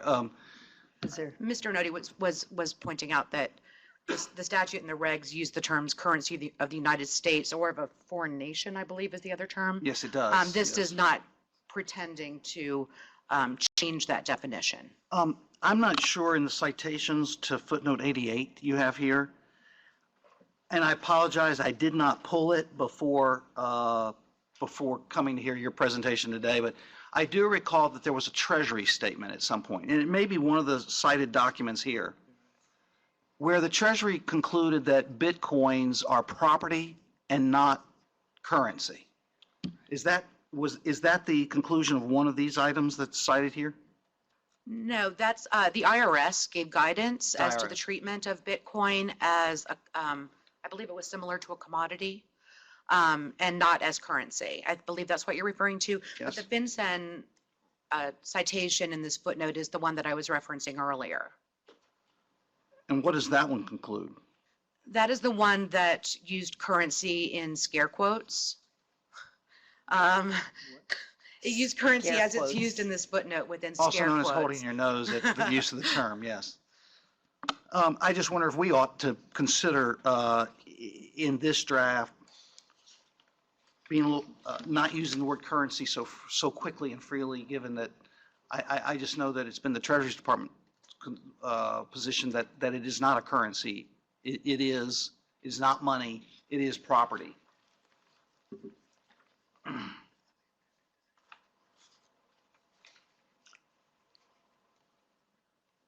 Did you want to respond? It just is really my comment, is we ought to consider that. I'm not proposing an amendment to anything today, but I think we ought to consider being very careful in the words we choose, because we know that the second we start putting it in the box of currency, while I understand the regulation says currency of the United States, some people take the word currency and take liberties with that. So I think we have to be very careful about that. As you know, there was a disagreement among commissioners on whether to limit it, like currency of the United States, to $100. And if it is just property, and it is an in-kind, then some of us believe that the limits of contributions differs dramatically from the $100 limit. So that's why I'm concerned with the language that we use. Do you have further questions? I have others, but I don't want Go, no, does anybody else, Commissioner Weintraub? I'll just comment that I just did a quick Google and I found several websites that refer to Bitcoin as digital currency. So I don't, they didn't make this stuff up. Yeah, well, certainly websites and are free to. I don't know what sources you are, but I would source at least, and as we did previously, as we debated, you know, we did cite the Treasury Department's position that it's property and not currency. Let me ask about somewhere in here. I believe it's on page 61. You talk about, are you talking about expanding the definition of public communication to include internet-enabled devices or applications? So in other words, right now, if I pay an advertising fee to post my political ad as a box ad or some other form on somebody else's website, we treat that as a regulated expenditure, right? It would be defined as a public communication. Public communication. And if it's a for-fee advertisement, we regulate that. As a public communication, that would be subject to the rules for federal election activity, for coordination, and for the disclaimer And for rules. disclosure and IEs and all of those purposes. So what you're proposing here is that, I'm sorry, you're not proposing it. What this document proposes for public comment, I want to be clear, I'm not attributing that you've decided any of these issues, is that we ask the public whether we should expand our definition of public communication to regulate not just websites, but internet-enabled devices and applications? I'm not sure everyone would say expand is the correct word there, only because it's intended to recognize that when the commission adopted the word website in the definition of public communication in 2006, it explained in other parts of that document the commission's understanding of that term to include podcasts, for example, certain messaging apps or applications. I don't think the word app was quite in common usage in 2006. And this document would propose to revise the rule text to reflect that reality as it's currently experienced. Okay. So if we're going to, instead of, I won't use the word, the pejorative, expand, clarify, perhaps, if we're going to clarify that we're going to now regulate for-fee, and I can't imagine all the ways it's not just banner advertising in an application, for example, right? I mean, applications may disseminate political information through ways other than a traditional website ad. I could pay to have a game, for example, that is how to elect Jim Smith for president, right? I mean, it could be a whole application. But if I'm paying to do that, we would then regulate that like we would a banner ad on a website. That's what the clarification asked for comment from.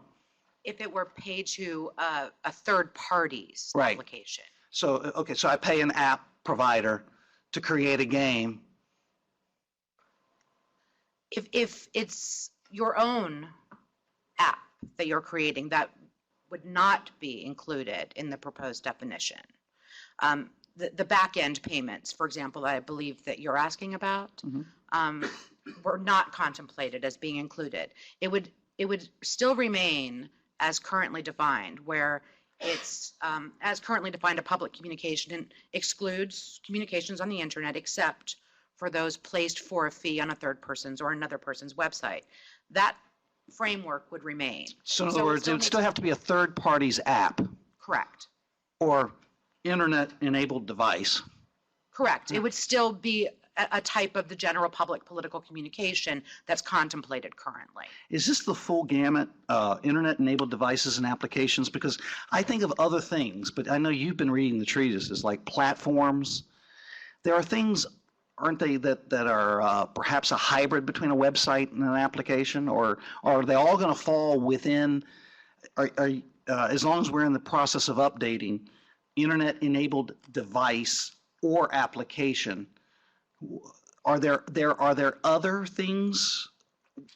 There may be, and that is actually a particular question that would be most interested in hearing from the outside world about is how to, what is the universe and how do we capture it accurately in regulatory text. And just to take a step back for a second, the purpose of this proposal is not to change the Commission's regulations. It's to take, so in the regulation that's being discussed right now, it says website. The word that's used is website.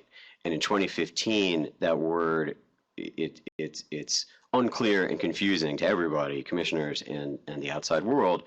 What does website mean in 2015 when communications are happening in non-web internet formats? So the purpose of that and many of the other proposals is to make the wording of the regulations sufficiently flexible that the Commission doesn't have to, so that the Commission can apply the regulations case by case in the future as new technologies arise without having to struggle with inherently obsolete language in the regulations themselves.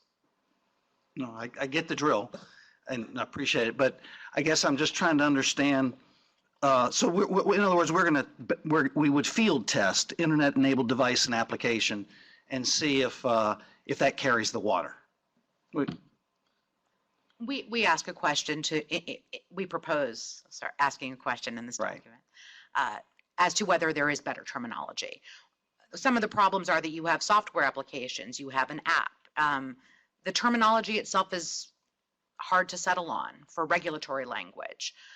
What we came up with, we hope, would provide the flexibility that Mr. Nodi discussed, while still getting specific enough that people understand that we're talking about an internet-enabled Xbox, as well as where there have been political advertisements already that have been disclosed, as well as an app, as well as a website, and perhaps other technologies.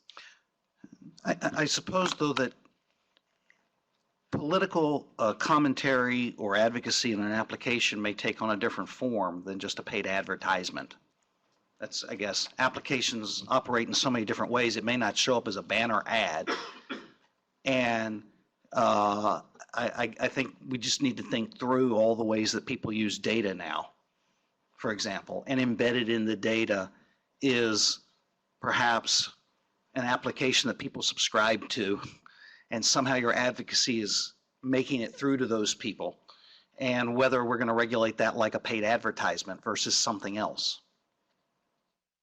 Applications just operate differently, and the banner ad doesn't look the same through an app necessarily as it does on the old website. If we do test drive internet-enabled device or application to clarify instead of expand the regulatory field of what is regulated as a paid public communication, are we also going to test taking the same language into all the exceptions for example, where there is an exception under 100.94 and 100.155, where there is an exception to coordination under the definition of the definition, are we going to take whenever we arrive at new language, are we going to provide the same clarification on all the things that in communications that the commission has already exempted and make it a corollary, make the corollary change, or does that not fit because different language, for example, 100.94 and 155 have the broad term internet activities, and in those regulations, they currently define internet activities differently than you would see elsewhere. So I guess I'm asking, should we also be carrying this language and have it ripple through everywhere we address the internet? The volunteer internet exceptions that you're discussing do define internet activity as a subset of various online activity. But they also, as far as the coordination provisions that you discuss, incorporate the definition of public communication. So in answer to your question, yes, this would be carried over into that by nature of the proposed revision to the definition of public communication would be applied in that context. Additionally, other exceptions, such as the de minimis exception to federal election activity, but also where it's not incorporated by the definition of public communication, for example, but separately may create an exception for certain website activity. This draft does also propose to amend that provision as well, so as to But it does also so provide the exception to apps. idiosyncratic. I mean, in other words, it goes into that regulation and expands the language. Yes, because the definition of public communication isn't the Doesn't functional wag the term whole there dog as it there, is right. in the internet, the volunteer internet exception. Okay, I may have missed it, but the press exemption talks about websites. The commission put websites into the press exemption, but I didn't see that here. So would we, since we're already discussing websites, would we clarify in the press exemption internet-enabled devices or applications as well there? I have to refresh my memory of that provision. Let's look at it real quick. I thought I had it.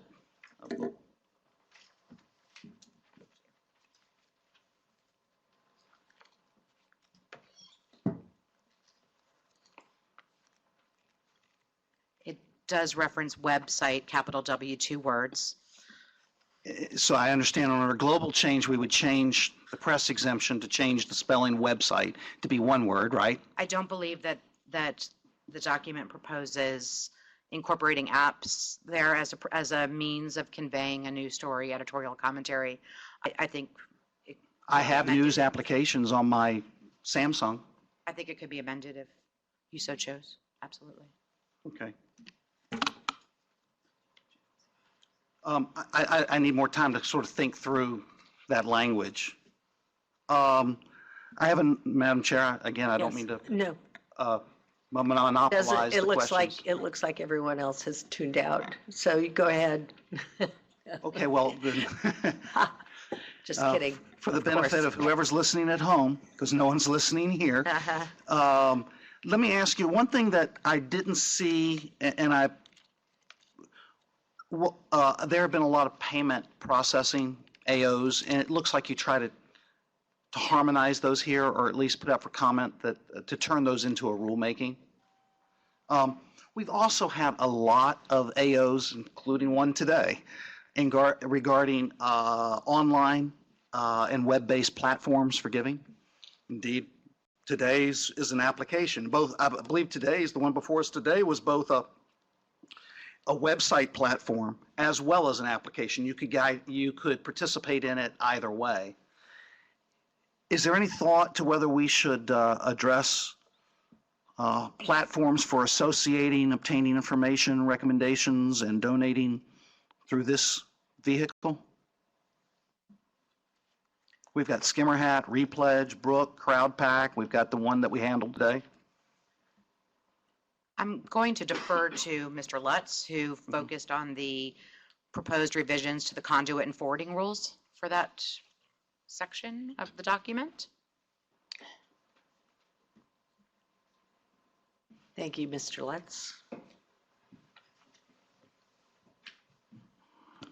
So yes, the document does try to address and incorporate some of those advisory opinions and those conclusions. What pages should I be looking at, Theo? Pages 34 through 39. 34 to 39. Okay, I do see them. I'm sorry, I just worked through it and missed those. But do you address at all the issue that we addressed today? Would that be Are you referring to who the service would be provided to? who the service is provided to and whether or not limiting working one side of the fence, for example, would somehow convert you as not working for the user of your application, but working for the political committee? Yeah, that's on page 37. Page 37. And how? The current regulations and the exception to the definition of conduit don't squarely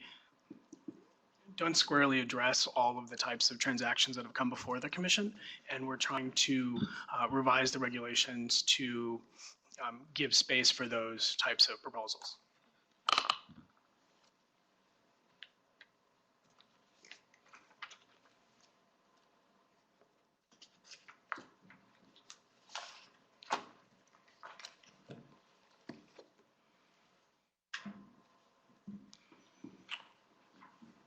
Okay, I'll have to study this one a little more closely, but thank you for drawing my attention to it, Theo. Let me ask a couple of questions then.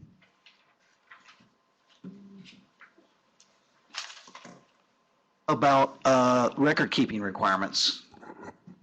And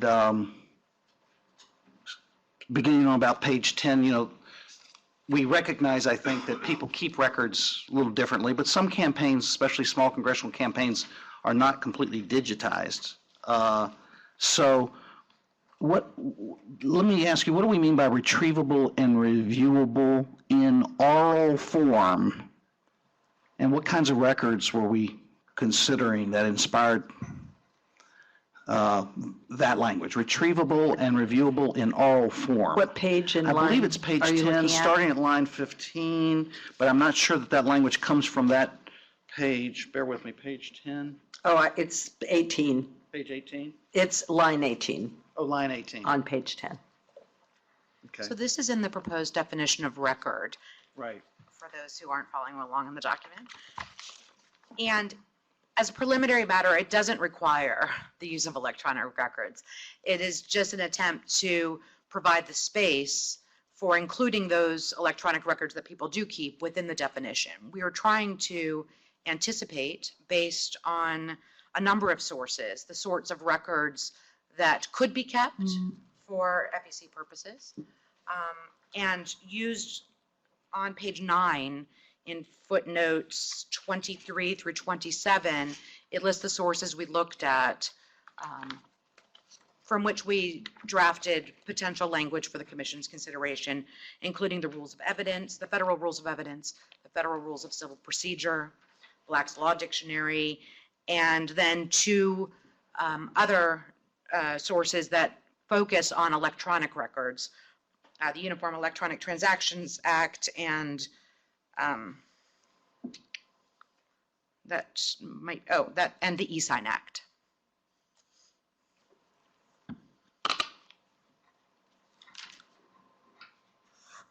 Madam Chair, may Yes, Mr. Nodi. I just add one consideration? Nothing in these proposals is intended to foreclose the ability of entities that are permitted to file on paper and submit on paper, the ones that are allowed to under the existing regulations. Nothing is intended to remove that ability from them. Or to maintain records in paper. Correct. If people just aren't ready to go all digital. If they're allowed to. The regulations don't allow everybody to, or make all submissions electronically. Submissions, I'm talking about the records back in home office, but back in the Correct. campaign headquarters. Correct. Correct. Right. In other words, if you want to stay in paper, you can stay in paper.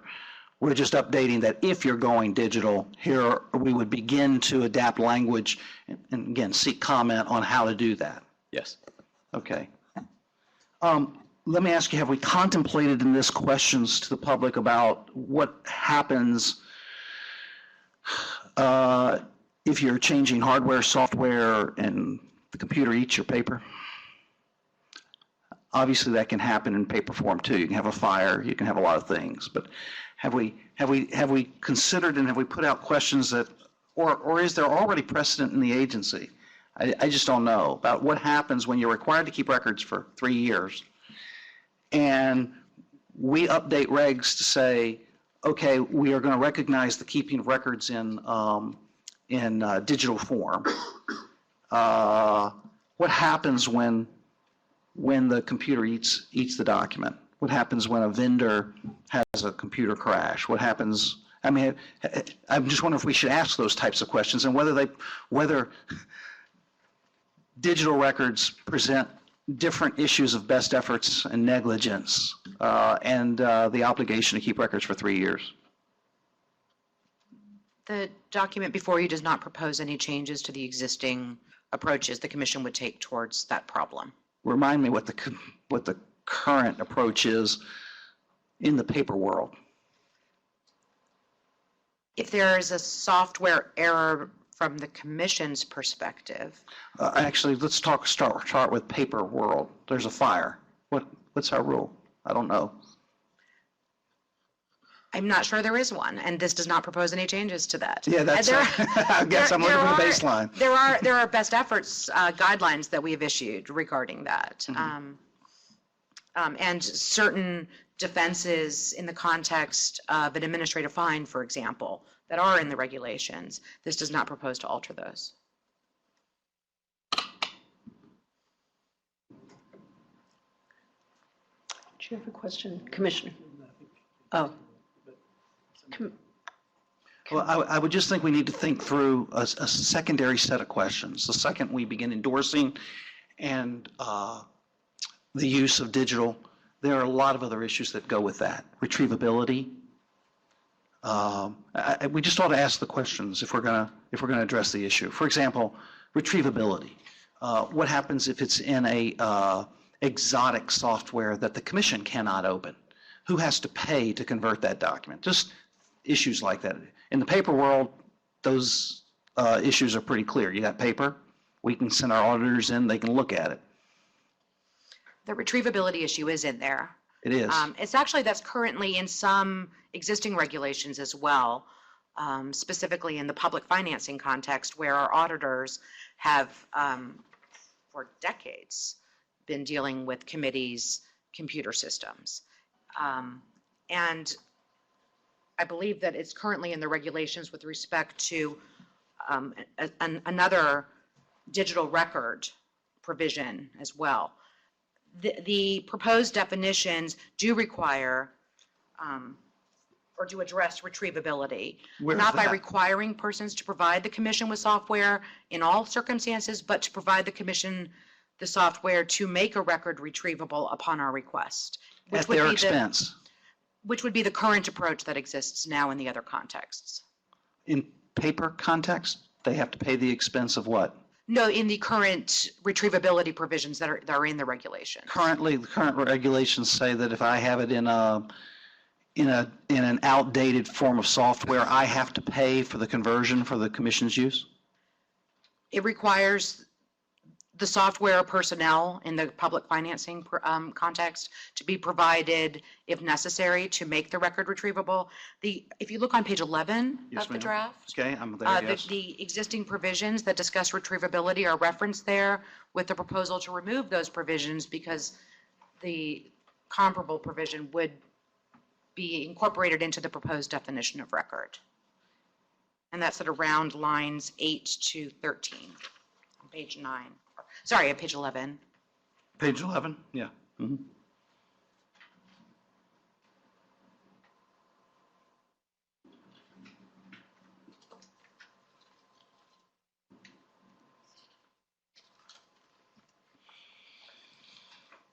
Okay, thank you. Commissioner Walther, did you have a question? Yeah, I was just wondering, there must be a slug of agencies that are struggling with the same issue, and I'm wondering if you've taken a look at what other agencies are doing, or if there is some kind of uniform policy that's being suggested or used or experimented with in other agencies, just to see if we can learn from what other people are doing.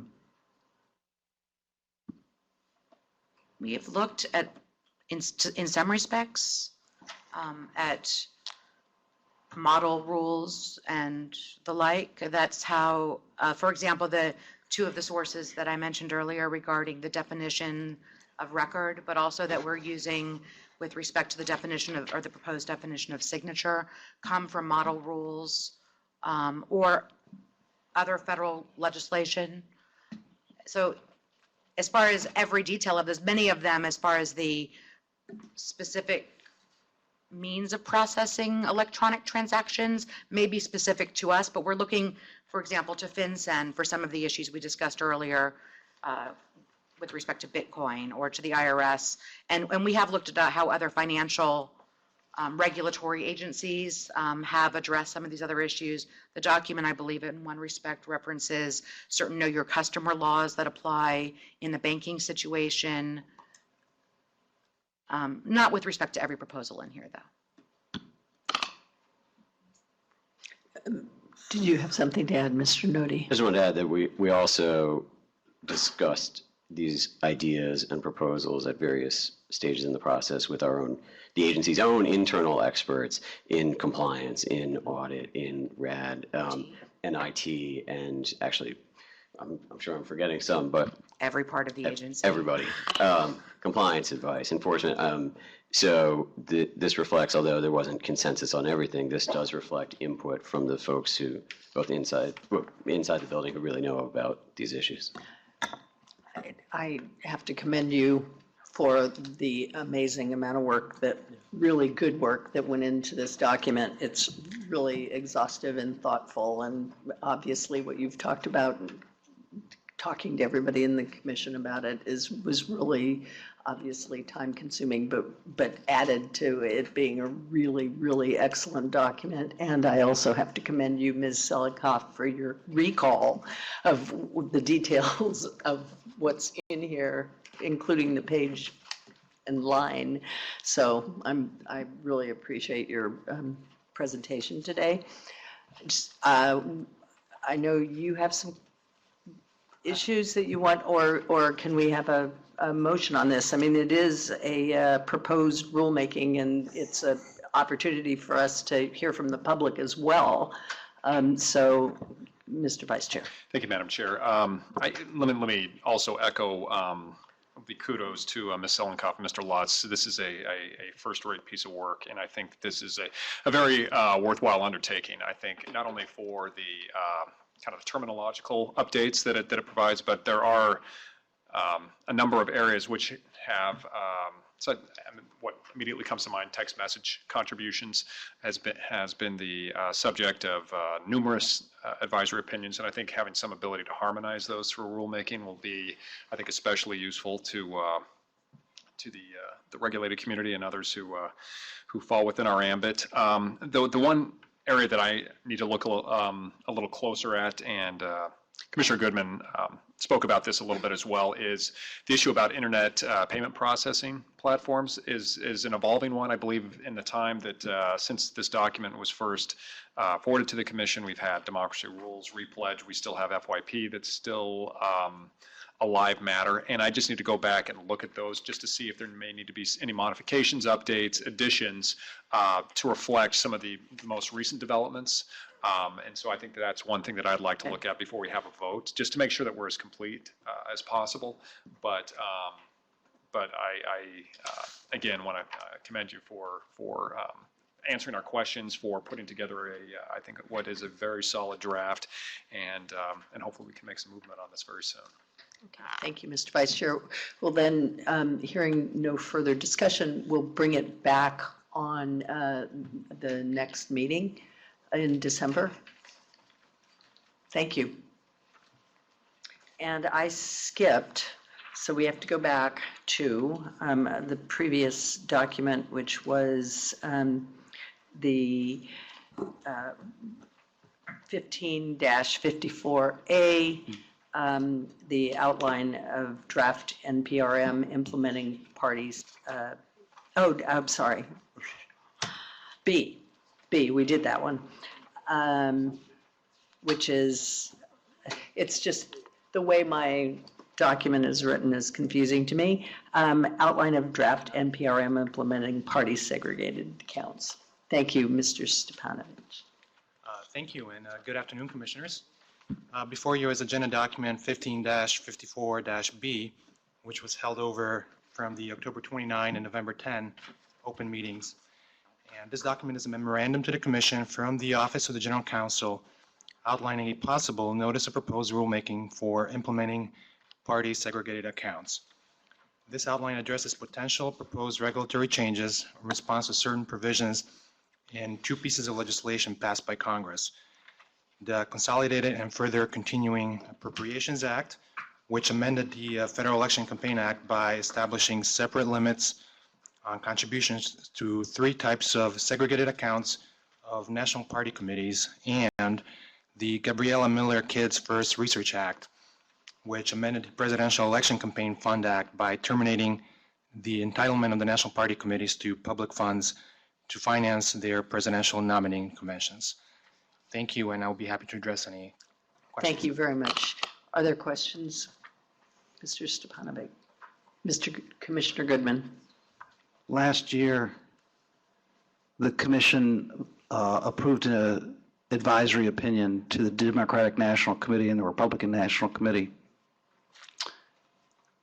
that recognized that convention committees satisfied the definition of political committee and that they could be created.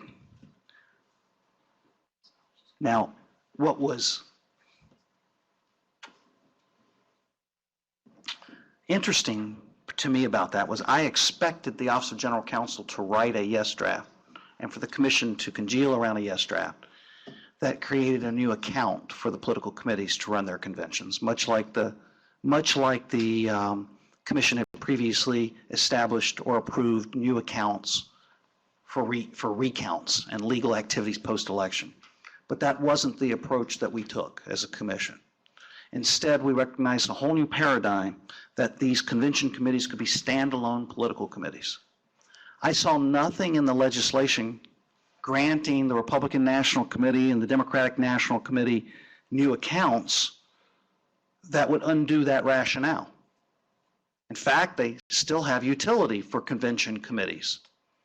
If the Republican National Committee and the Democratic National Committee want to raise money into a convention account that Congress created for them, they may not want to enter into all the contracts that it takes to put on a convention. They may want to transfer that money over to their convention committee, which they would be able to do under our advisory opinion and working in harmony with the new law that created the new fundraising account. So as I read this, it proposes that somehow the legislation mooted the accounts. Excuse me, the account legislation mooted the committees as standalone political committees. Could you elaborate on that? And am I wrong in interpreting this proposal? Sure. So, well, first of all, that's certainly a question that the Commission will have to grapple with in any rulemaking that it undertakes. So this was a kind of a preliminary thought process that we had. It's not an actual proposed rulemaking just yet. But we, that advisory opinion has to be looked at in context of when it was asked. And it was asked before the Appropriations Act was passed by Congress. So, and it was asked after the Gabriela Miller Research Act was passed. So there was a gap in the statute there. And at that time, we didn't have commission accounts. Subsequently, Congress stepped in and filled the gap statutorily. So, our initial take was that by creating these commission accounts, that it created higher limits for spending for convention expenses.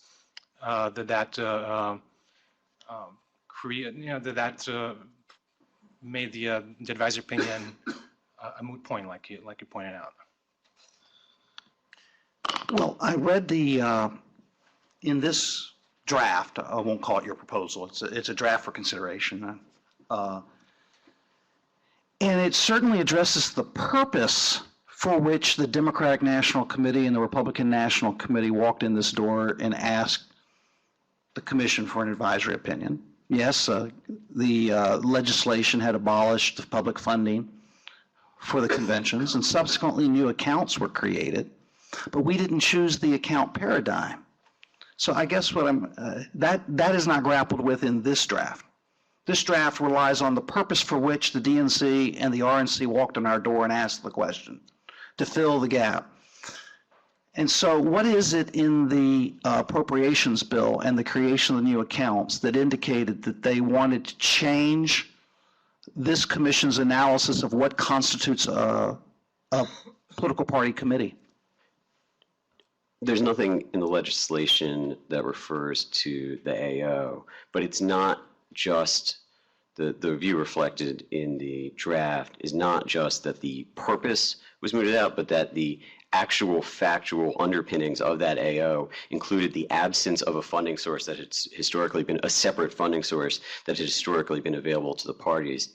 And that one of the facts that was critical to the commission in issuing that advisory opinion was the absence of that historical funding source. So the commission issued the AO, but then Congress changed that fundamental fact by providing a separate and actually more expansive funding source for that activity, therefore removing or mooting or whatever word you want to use, that critical fact of the advisory opinion. Now, hold on. It was a critical fact of why they wanted an advisory opinion, but it was not a fact that underlay our political committee analysis in that advisory opinion. In other words, we didn't say that a convention committee meets the definition of political committee because Congress shut down public funding for conventions. We said, look at the definition of what a political party committee would be. A convention committee would meet that definition. We didn't say that it meets that definition because Congress eliminated public funding for the national parties to run conventions. I think part of the reason that the commission approved those committees was because of the absence of public funding. May have been one of the political reasons why we mustered 4 votes to address it, but it's not one of the legal rationale reasons given for why a convention meets the definition of political committee. Let me ask you this, then. We don't have to settle this today. I've raised the issue, and I think that's sufficient. Yeah.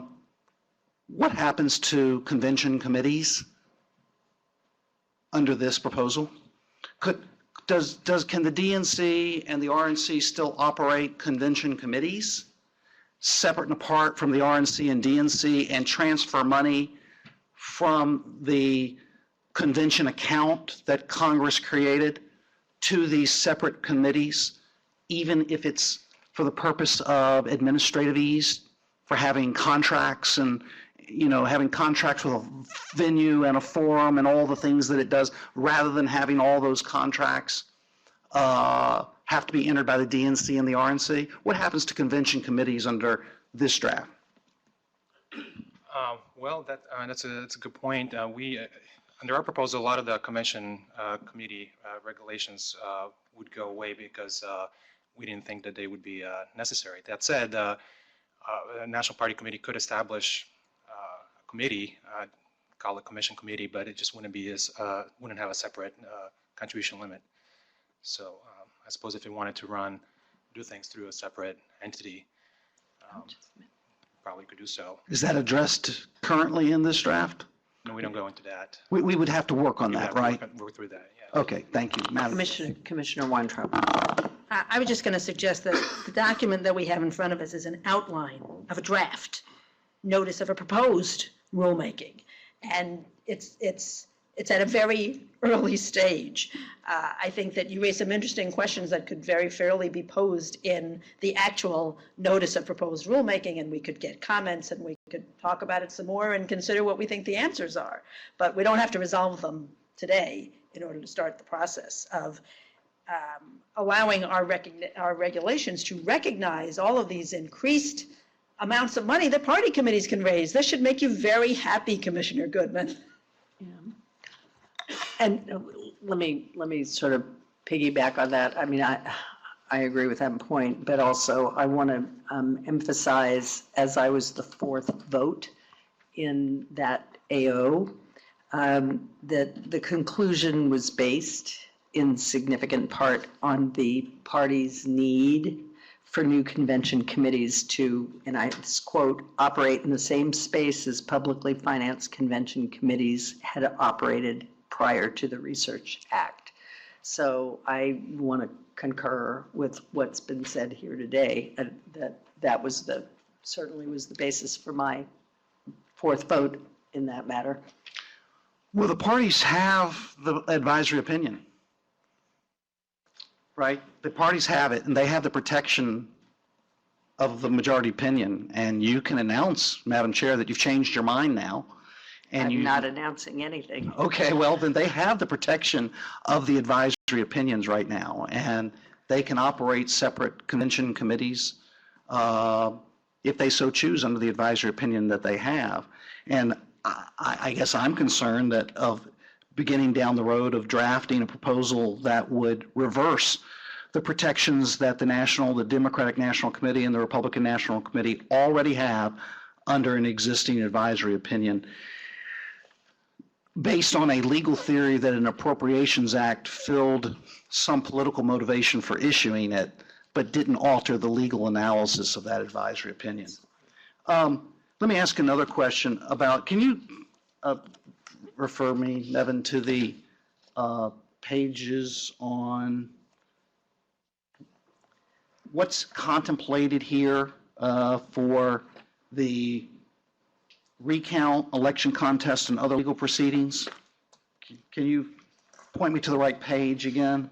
Oh, I see, it's page 8, is that right? C?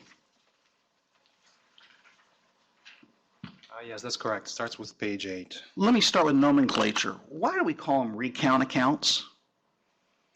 Because the language of the legislation was far broader than recounts. Other legal proceedings. It seems to me under the statutory language or the legislative language of other legal proceeding, this commission would have great leeway to approve a lot of other legal expenses of the parties other than just recount. So starting by calling it a recount account, while it might have met some historical approval of this commission through advisory opinion, it seems to me that Congress took it a step further than just recounts. Legal compliance, state administrative law, civil rights law, litigation prior or in conjunction with an election, election administration litigation, legal advice on compliance with the FECA. I mean, are we prepared? What is this proposal proposed to put in and out of this legal proceeding account? Commissioner, that whole section starting on page 8 discusses what would be included. The phrase recount account is a defined term, simply a shorthand, because we didn't want to say the phrase election recounts and contests and other legal proceedings every single time we referred to the. We could just call it legal account. We could, but it's just a heading in a memo. The actual regulatory text outline talks about the inclusion, and it's quite clear that it would propose to include more than just recounts. Okay, no, I see that now. Thanks for calling my attention to it. Let me ask you this, what legal expense would be excluded from this account?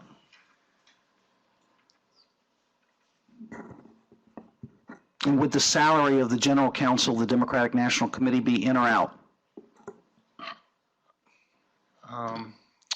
Well, under our proposal, the what would specifically be prohibited would be to make independent expenditures or contributions or for general campaign expenses. General what? Campaign expenses.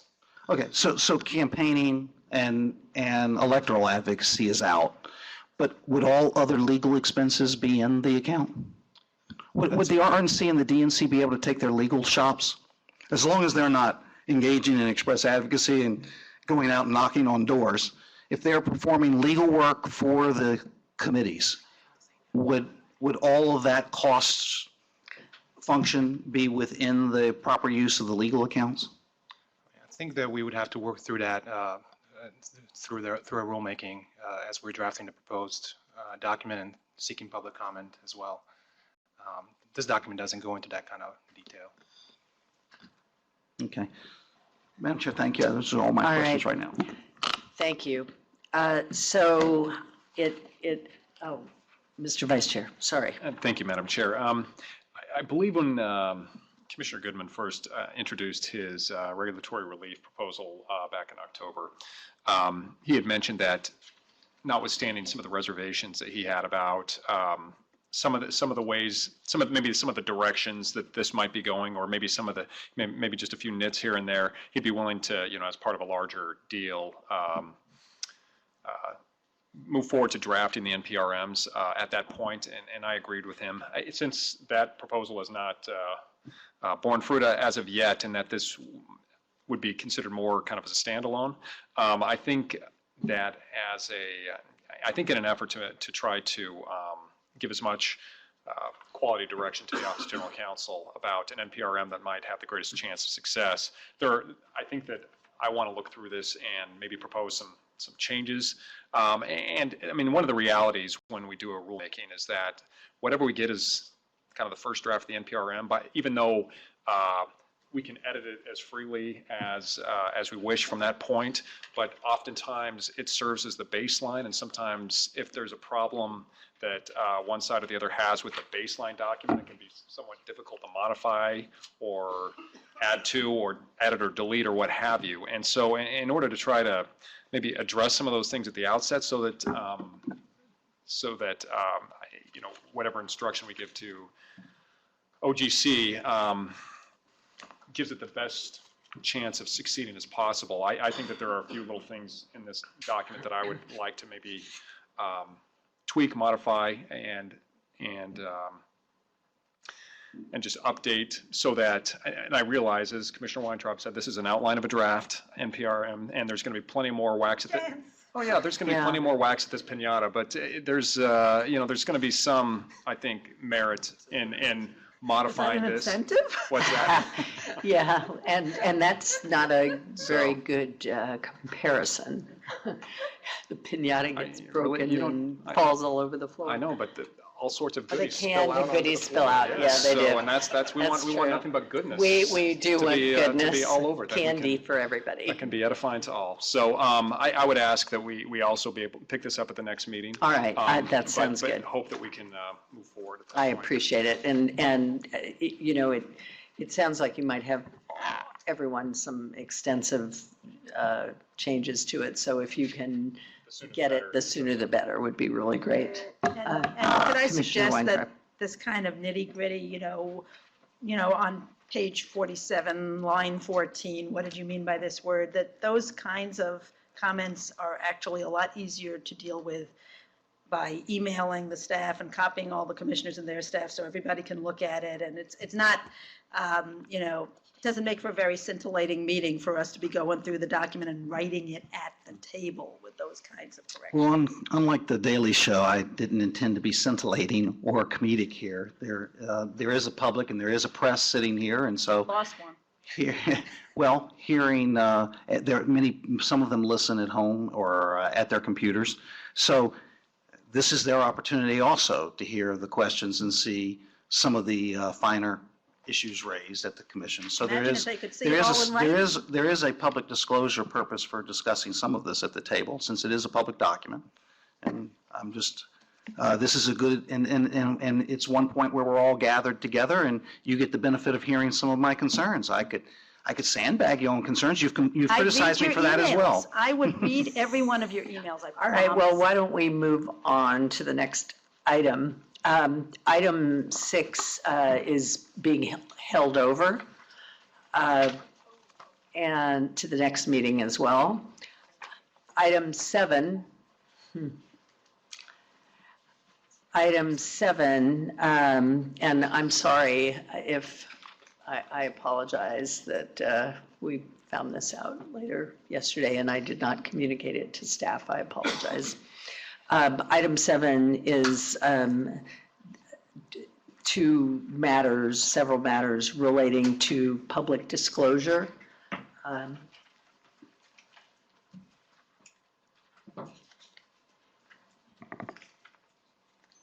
Mr. Calvert. Madam Chair, Yes. if I might, it is in fact being held over the last matter, the multi-state IEs. Yes. But just to let the public know, I spoke with Commissioner Weintraub yesterday, and she requested more time to consider. And so it's still a possibility. My understanding is it's still a possibility that we might be able to have a deal on this. I just wanted the public to know I that. hope so. Okay. I just wanted the public to know that, and that my colleagues asked for more time to think about it, which is perfectly fine with me. I think the 3 Republicans still stand ready, just so the public knows, to support the interpretive rule, but willing to take some more time to talk to our colleagues. And we also said it's at least possible that we could vote on this in a tally vote before the next public meeting. Nobody's holding anyone to that, but that is, I believe, our shared goal. Okay, that's great. Thank you.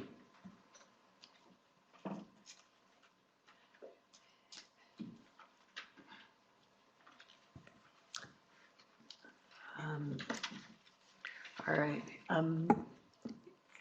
Is there a presentation? Madam Chair, this is my document. Right, well, there's several documents. Oh, There's which your one are we on? document. If we as start well on as- agenda document we number. can start with your document. I would draw the Commission's attention to agenda document number 15-27-A-1, which is the operative document. Here you go. You need it?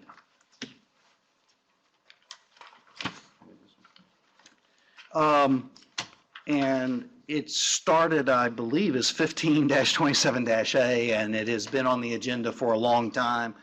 And it has gone through a fair amount of discussion over several months. What I have tried to pull together in agenda document number 15-27-A-1 is pieces of my original proposal to make more enforcement documents public on the public file when we make more enforcement files public at the close of the matter. The Commission decided in 2003 to make many documents public as a matter of course. And in the decision of 2003 to make many documents public as a matter of course, the Commission waived its discretionary privileges in a lot of those documents. So for example, the first General Counsel's report, the Commission decided to make that public as a matter of course. It does waive arguably attorney-client privilege as well as the deliberate process privilege. But the Commission decided to put those on the public record. I am proposing that we amend that policy by adding to the documents that we place on the public record as a matter of course, certain records.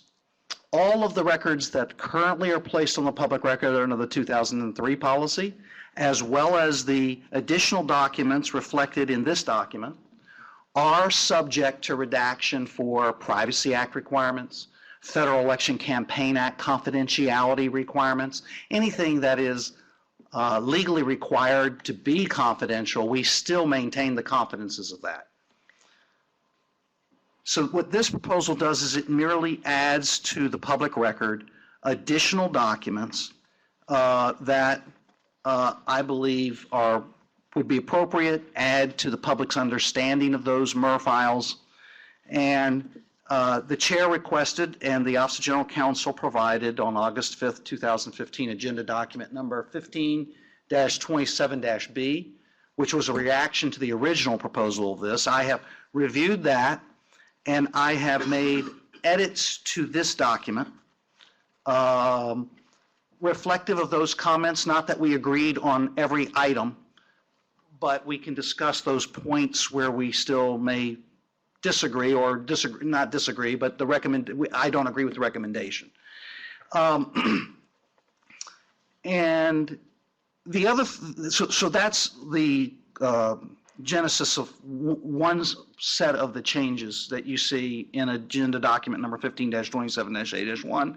Yesterday, my office distributed for commissioners' purposes a red line version so you could actually see the track changes. Additionally, I have altered in agenda document number 15-27-A-1, this revised version, several issues regarding FOIA process. So this amended document does not recommend any changes in the Commission's currently adopted policies regarding fulfillment of FOIA requests. Whatever that policy currently is, it is. I don't suggest any changes in that. So, for example, I took out Commission-approved redactions and affirmative invocations, because I know that who invokes privilege here, who asserts privilege, is a point of some disagreement among commissioners, and so I don't alter those policies. We could have that discussion another day, but I'm not carrying the water in this document. I tried to narrow this document solely to address the addition of certain records. Now, what those records are. Under the bullets that you see, first, attachments to complaints, responses to complaints, and referrals which the Commission votes to open as a matter under review. If the Commission adopts and opens a matter under review, we should treat those records like we do any other MER or complaint that comes in the door. Notifications to respondents that were previously identified as unknown respondents. Seems to me that's like providing the public what we already provide, which is the names of who are the subjects of our enforcement MERS. There is correspondence that goes forth either at the pre-RTB stage or thereafter, and there are supplemental materials provided by the Office of General Counsel that really supplement those matters that we currently make public. We currently make public the General Counsel's first General Counsel report. So if the first General Counsel's report is going to be supplemented in some way with a subsequent memorandum, this proposal is let's make that public as well with the first General Counsel's report, especially since the Commission is considering all of that information when it makes its determinations. Correspondence that goes back and forth that supplements responses, for example, and then two items that the Office of General Counsel recommended, I believe, not for any real philosophical reason, but because it might clutter the file. There are a lot of administrative documents in these MER files that I agree don't have to be made public. Two that I thought actually edify the public record and public's understanding of a case would be complaint notification letters to respondents. A complaint walks in the door, it names one respondent. The Commission has a practice of adding respondents in the process. It helps you understand how people got in the case if you can see the notification letters to those respondents. And the second is tolling agreements. Why do some cases go longer? I think tolling agreements help edify the public's understanding of a case. We sometimes abate a case if another agency is looking, for example, at a case. We get tolling agreements often in that process. I believe we ought to, I believe that as a user of the MER files, it would have benefited me in some files to understand how and why cases took as long as they did, and tolling agreements help inform that judgment. Then comes the issue of FLAs, which most commissioners here have historically had the liberty to release. Now, the Office of General Counsel says they're agnostic on that. If this commission wants to allow FLAs that are voted on but not adopted to be made public, the way I've just suggested that we amend this is you don't have to make all of those FLAs. The General Counsel's office said that putting too many FLAs that fail on the record could actually be confusing. So heeding that, what I recommend is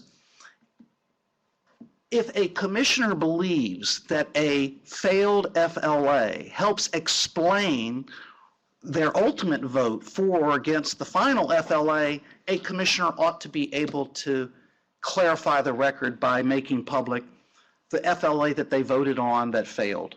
And this commission has a long history of doing that. I believe Commissioner Walther has done it. Commissioner Weintraub has done it. I tried to do it earlier this year. I was blocked by the Office of General Counsel, and then the commission agreed that I had that right to do that. But it took an act of the commission in order just to show the public the FLA that I had voted on, which explained my ultimate vote. The remainder of the edits you see here were to remove any implication for our FOIA processes. And just to say, look, henceforth, this will be the policy. We will be adding these documents to public records. Because we are providing these as a matter of course, looking retrospectively at old files, if we get a FOIA request, we're going to treat those files equally and make these documents available there too in FOIA. We're not going to go through a long set of hoops of jumping through the assertion of privileges and what have you. We're just going to, as a matter of policy, treat those the same. So this is my proposal where I think the sweet spot is to expand the public's understanding of open MERS that are opened here and actual enforcement cases. And that's my proposal, and I'd be happy to defer to Mr. Calvert for any reaction to that. Can I ask you some questions Yes, first? I mean, I don't, did you want to respond first? No. Okay. Down in your listing of matters that you propose being provided. Yes, records, yes. Yeah, when you speak about documents prepared by OGC, are you including but not limited to, and you've got examples, what documents are you referring to? Every possible document that was? I gave examples. Well, I know you have yes. examples, Hold but, on. So one that you'll see it's that unlimited. Yes, well, the one that I withdrew, because we've had a disagreement on the commission, was withdrawn counsel's reports. Now, there's litigation about that right now. We don't have to decide that issue now. Maybe a federal court will decide it for us. I don't know all the factors a court may adopt to decide whether or not the document needs to be made public. I assume that there will also be litigation in the Crossroads case as well, where Crossroads itself, since they're intervening, will ask for that document if they haven't already. I haven't followed that, how far along it is, to be part of the administrative record that affects them. And so I have struck that. And I know that certain commissioners expressed concern about it. So I was trying to accommodate. Well, you struck it as an example, but you didn't strike it in the text because you say documents. I presume it's all documents because you don't narrow it in any way. Here's the. No, I'm just asking you what you're. No, you are. I'm trying to answer. Okay. Well, let me just continue because you say including but not limited to, and then you. Yeah, that was part of your question, and I understood that. Yes. Right. So let me tell you the spirit of it, and we can certainly wordsmith this. Okay. Okay. But where the Office of General Counsel, and by the way, the in connection with a specific matter under review is new language here. I picked that up from the Office of General Counsel's memo to make it more specific. It's not just every memorandum that comes from the Office of General Counsel. It's in connection with a specific matter. Correct. And considered or discussed by the commission, there's a parameter, as part of its deliberative process. Here is the spirit of this request. The Office of General Counsel's first General Counsel's report apprises us of the case, the facts, the legal theories, And yet, we often obtain from Office of General Counsel supplements to that. They should be given the same treatment as the first General Counsel's report if they are summarizing or discussing new factual information and/or analyzing applicable law, just like the first General Counsel's report did. Now, the reason this is required is because what we currently make public under the 2003 policy is only such documents if they make a recommendation as to commission action. But if documents and memos come from the Office of General Counsel that supplement the first General Counsel's report, then we should treat that the same. It shouldn't be a document held in a star chamber and hidden away where we all considered it just like we did the first General Counsel's report. No one is contemplating a star chamber here. I think for myself in this, it's so broad that I would prefer, if we could, to look at an enumeration of those documents so that we're clear about what we're talking about. I don't want to be in a situation later, I mean, I'll get to it, but I, as you know, feel very strongly about attorney-client privilege documents and other documents that will conform to the other privileges that we should, as a commission, be able to vote on and decide. So I don't want to be in a situation of relinquishing something that I would be concerned about without having an affirmative vote of the commission. And for that reason, I don't want in this document for us to relinquish any of those rights and obligations. Okay. So that's, Madam Chair, I'm I'm willing prepared to make an amendment right now. Okay. Okay? Well, No, I'll make an amendment in response because I know that you also speak highly about transparency. I of this do. agency. I care about transparency. So I know you do. And I'm so interested let me in help you be more supporting this. transparent. So what I propose is, strike the first, let me see if I'm working off the blue document so that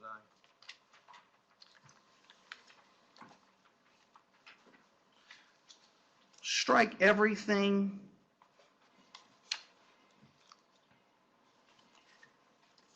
to the word memoranda. But keep the word memoranda. And let's make memoranda summarizing or discussing new factual information and/or memoranda analyzing applicable law, whether or not these documents contain any of the recommendations described in the interim disclosure policy. And I would pick up the limiting concept that Mr. Calvert's memo did, with respect to a specific matter under review. Okay, so you start So I would start with memoranda with respect to a specific matter under review, summarizing or discussing new factual information and/or memoranda analyzing applicable law, whether or not these documents contain any of the recommendations described in the interim disclosure policy. And that takes away the breadth you're concerned about. It captures the essence of what I was trying to get, where these memoranda essentially supplement the legal or factual analysis of a first General Counsel's report. We should go ahead and make them public. Okay, well, I have a couple of, you want to add to this one particular one? I have a couple more. I have a broader question. Okay, well, let me ask just a couple more questions to get some, and then you can go for the broader question. I'm wondering about your statement about upon the request of any commissioner, because from what I've seen, I mean, and maybe you could tell me if this is wrong, but what I've seen is that generally we vote and decide whether to release certain things. That's not the at historical commission. practice. And The historical practice is that Commissioner Weintraub and Commissioner Walther and Commissioner Bowerly and the Republican commissioners have historically, as attached to their statements, the FLAs that they voted for, to show the public the significant or material difference in the result. And my God, there's a certified vote taken, and yet we're withholding from the public the substance of that vote. And I would say if you're taking a vote on a factual and legal analysis with a legal theory, give the public the benefit of what the substance of that vote is. We're certainly giving them the final FLA. So I'm not asking for your rationale. I think I'm more concerned about what I've seen as the tradition here since I've been here, which is that on every matter we have a vote, and it's generally if there's 4 commissioners that agree with something that has come to the table, then I don't believe that vote has ever been held since you and I have been on this commission. The issue came up once. It was either late last year or earlier this year, Mr. Calvert, you'll recall. I believe it was the Crew case, if I recall correctly. Was it Crew? I don't remember the case. I think it was earlier this year. And there was an FLA vote, and the FLA failed. And the Office of General Counsel said I did not have the right to release the FLA, and we did not bring it to the table for a formal vote. We did a poll of commissioners, and there was a poll of commissioners. So we've never had that formal vote. Now, I cited at least 3 or 4 prior cases just in the last 5-6 years where commissioners had attached without any redaction or censorship from the Office of General Counsel. So when your FLA is blacked out by the Office of General Counsel, you feel censored. You're not allowed to tell the public why you did what you did. And it's not a good feeling being censored. I played by the rules. By the way, I don't know what penalty there is if I had just gone to the press and released the FLA that I proposed and that I voted on. But I played by the rules. And I talked to everyone in the hallway, and commissioners agreed, go ahead, let Goodman release his FLA. Not everybody here plays by the rules in releasing documents that aren't public, I might say. But I have played by the rules and done that. And so what I'm proposing, let's clarify it. Let's give the public the benefit of FLAs that are voted on here and that fail. Let's not withhold that from the public. Okay, let me ask you one more question before I turn to Commissioner Weintraub. You might have said this at the beginning, but I just want to clarify it to be sure. In the final, second to last paragraph, you say that this is, with respect to FOIA, that this is pursuant to the procedures set forth in Part 4 of the regulations. And, I apologize for my ignorance about this, but what are you contemplating by that? I mean, tell me what. Our regulations. No, I understand. Tell me what you're under. Tell me what you're with regard to. Well, let me ask you, with regard to the process that we now have, where the Office of the Administrative Law section of the Office of General Counsel makes some of these decisions. Is that something that you intend to change, or is by this? This policy does not affect any current policy adopted by this commission. No practice that this we policy have does not change any practice. This policy does not. That's just what I want to know. Now, whether current practice conforms to Part 4, that's a debate that is in litigation, I think, right now against the commission by the Center for Competitive Politics and others. And I reserve the right to debate that in the future. I'm not asking. I'm asking what your intent is by this language. But if you'd like, I will read you Part 4. We'd be here a while. No, I don't want you to read me But Part 4 is our regulation on this subject, and I just referred to our regulations, which govern this issue. Right. All right. Thank you. Commissioner Weintraub. Thank you, Madam Chair. I wanted to ask Mr. Calvert, and I hope that he had a heads up that I was going to ask him this. OGC has come up with their own set of recommendations. I was prepared to support, and I am prepared to support their recommendations. So what I'd like to know is in what way OGC's recommendations differ from what Commissioner Goodman is proposing. Thank you, Commissioner. I think that what we said in the memo we prepared originally for the Regulations Committee and Commissioner Goodman's current proposal are substantially closer to each other than our document was to his original document. There are some differences.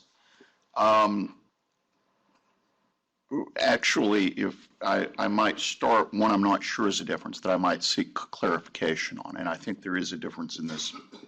You're going to speak about number 5? At least one respect.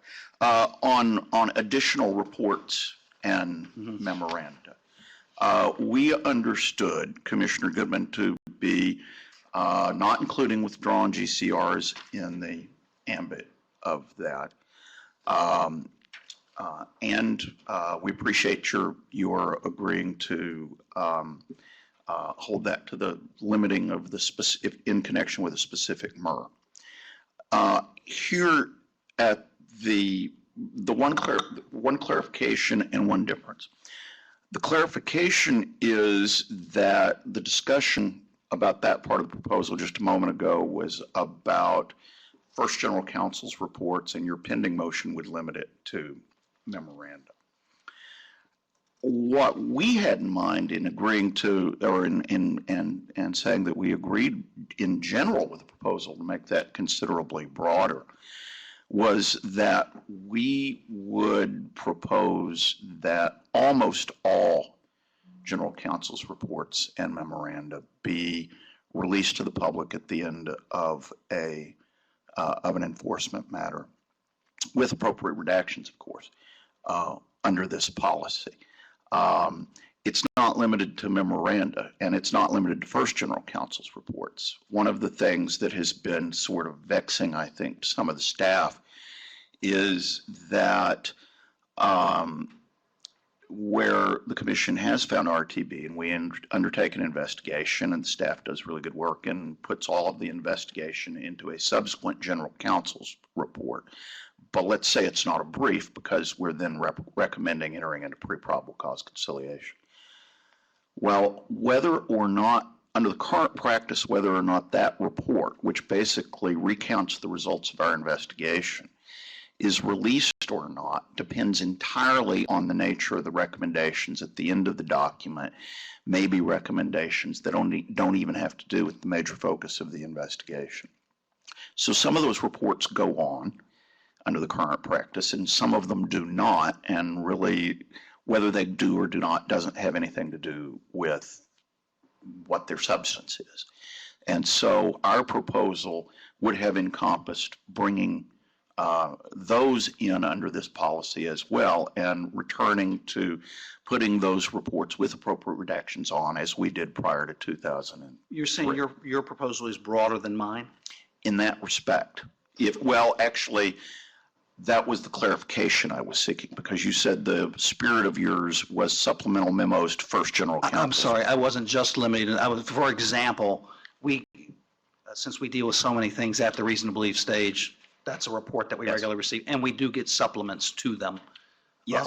Subject to appropriate redaction, law enforcement. You get information from other places sometimes that you don't want to put on the public record, and we understand that. But you're suggesting, does my language not reach what you're suggesting? Or is it just the spirit in which I discussed it? I think your language does, but I just wanted to clarify, since we're making a record here at the table. Since we're creating a record, let me say that we're in agreement. Okay. I meant the broader universe of your memoranda. Now the secretary.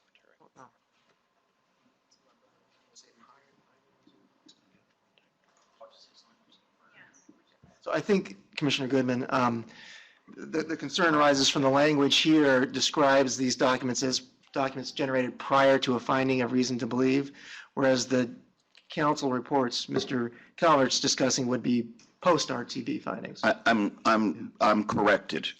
Where do I, excuse me, just point me to where I limit it to pre-RTB.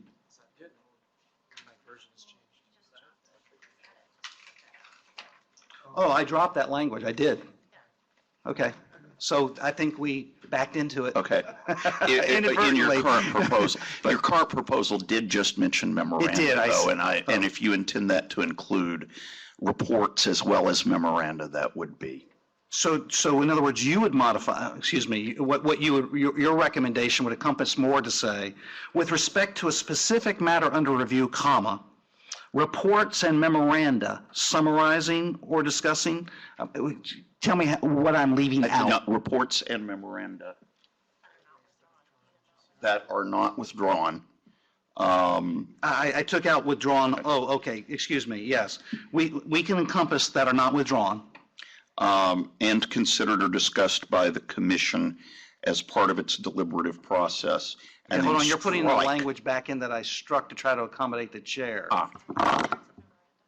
Could I interject something? I am going to, at some point, make a motion that we ask OGC to draft something for us. I would feel much more comfortable going down that route than editing your draft at the table, and some of the language that I think might be construed, despite your clarification at the table, it still could be read more broadly, and then we could end up in litigation over what it means. We adopt a policy, somebody wants a document, we say, oh, we didn't mean that. So I think we would be on safer ground having OGC do the drafting on this. I think there may well be substantial agreement on what we are willing to put out there. I think that what Mr. Calvert was just saying was goes to a concern that I've had about how we don't routinely release the subsequent general counsel's reports, and I think they would really add to the public record. So I only wanted to interject that because, maybe I'll save you the trouble of sitting there and scribbling, Yeah. because I think I would feel more comfortable asking them to draft. I'm comfortable, by the way, right now, with them drafting something. I'm not going to surrender my draft if I disagree with theirs, and we may go 3-3 on on the drafts, if we have dueling drafts. But assuming there's general agreement on these categories of records, and Office of General Counsel can think of a better way to word these, I'm certainly willing to entertain that. But I'd like to go ahead and air it all out today and let Mr. Calvert continue with his presentation. We'd be happy to work on language that would encompass more than pre-RT, would encompass both reports and memoranda and post as well as pre-RTB reports. Pre and post RTB. Yes. I would suggest, if you're okay with this, Commissioner Goodman, really, that we ask the Office of General Counsel to come back with a draft of this that we can all hopefully consider prior to the next meeting. We and can, then- however, there are some more disagreements I think we need to get out on the table. For example, number 4 in the OGC memoranda. That's something I'm not going to agree to. Where's number 4? I don't Page see it. 4 of No, page 4. page 4 of the Office of General Counsel's memo dated August 5, 2015. Okay, I just am very concerned about the time, given that we have a very long executive session this afternoon, and Well, there's this some is a people matter that that's have. been on the agenda for many months. No, so- and I don't think- know that, but we Calvert- received your document yesterday in the middle of the day. Actually, you received some slight amendments, very slight amendments to a document that's been on the agenda for months. I think Mr. Calvert can conclude the differences. They're not severe in about 5 Not minutes. severe. I will try to wrap it up in about 5 minutes. Returning to the point we were discussing about reports that are put on, there is one difference there on that particular point between your proposal and ours. We had constructed ours to be restricted to reports or memoranda that we circulate formally through the Secretary's office. And the idea of that was to give us kind of an out where if there is something that is in the context of a case that is so sensitive, and where we would strongly recommend that the Commission retain its privilege even after release of the file, that would be an easy way to designate those documents. I think what I had in mind, I'm not sure about others in the office, what I had in mind was a matter where there's a concurrent Justice Department investigation, for as a hypothetical, and maybe even one where they've told us that that it's a particular sensitivity. And so that would be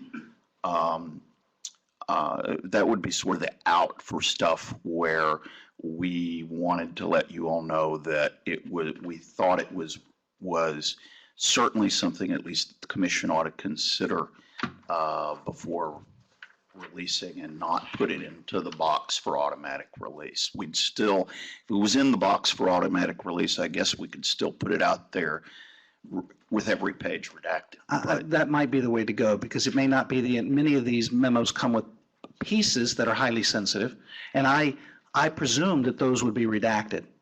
I presume that we would redact some of the sensitive information that we sometimes direct the Office of General Counsel to get from the Department of Justice and those types of things.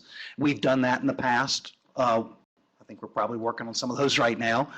And so rather than create the exception to the rule that then grows from highly sensitive to anything we really don't want to put on the record, I think I would prefer to use the redaction process to deal with that. And that's why I saw it as an end around an otherwise transparency policy, and that's why I did not include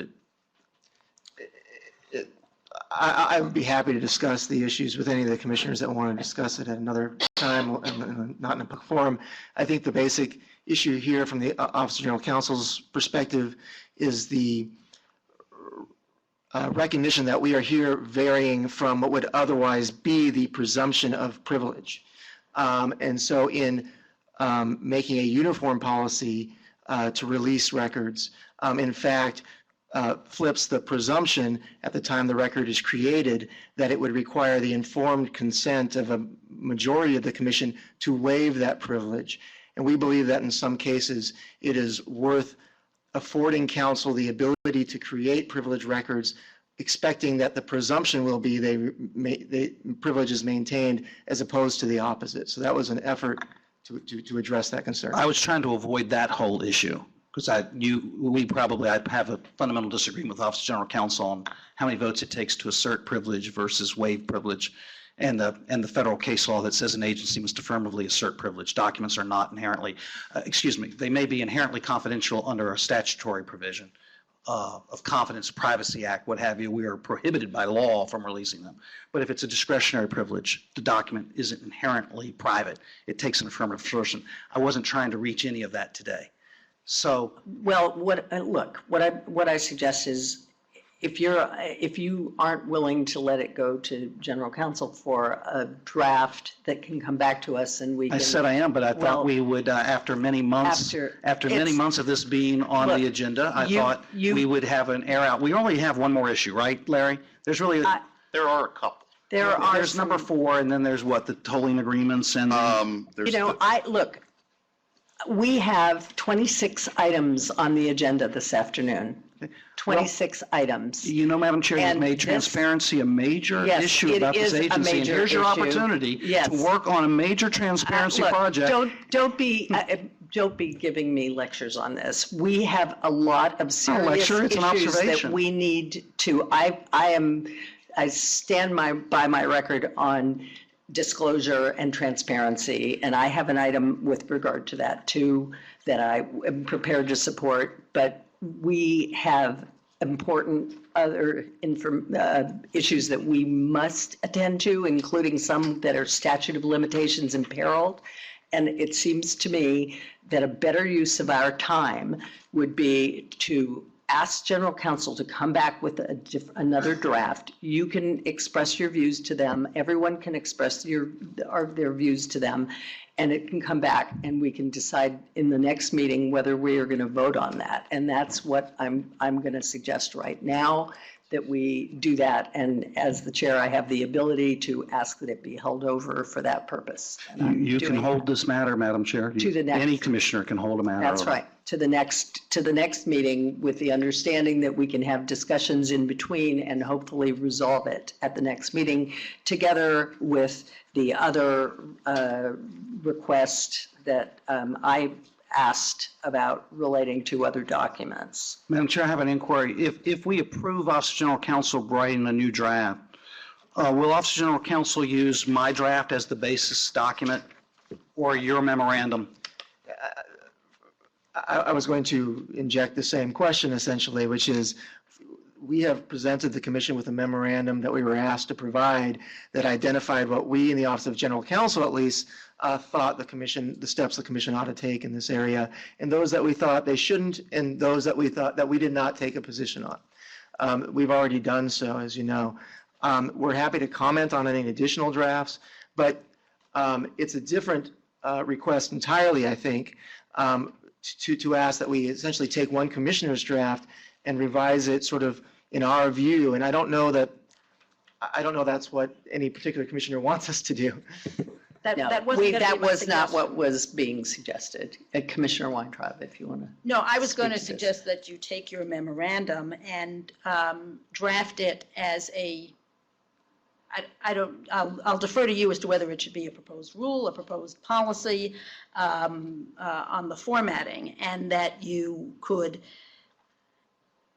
at the same time circulate to the commission, highlighting the differences that you see between this and Commissioner Goodman's proposal. I am not prepared to adopt your proposal, Commissioner Goodman, but I am likely to be prepared to adopt the council's recommendation. And there will be substantial overlap. And at the end of the day, we'll have a lovely new policy and we'll have a lot more documents on the public record. Which My will make- proposal's been out for months, but let me just say, you're not going to get an agreement on, for example, number 4 in the general counsel's memorandum of August 5. I can't speak for other commissioners, but you may have tough sledding getting 4 votes for number 4. And I'm certainly willing to entertain the colloquy we just had with Mr. Calvert, but I'm not prepared to create a major loophole that Office of General Counsel just needs to skip the secretary in order to make documents private. I think that there needs to be another procedure. I don't know what else there is, Larry, other than the miscellaneous documents that I just picked out 2 that I thought might actually be helpful for a The record. miscellaneous documents, and to get to some degree in the weeds, there are some differences on the attachments that I think also they're differences precisely because we have a different approach to you than on number 4, the decline to open a MER, and a slightly different approach, I think, on number 5, pre-RTB notifications. What was that other one on number 5? I may not be looking at the right number because I'm looking at my own notes here.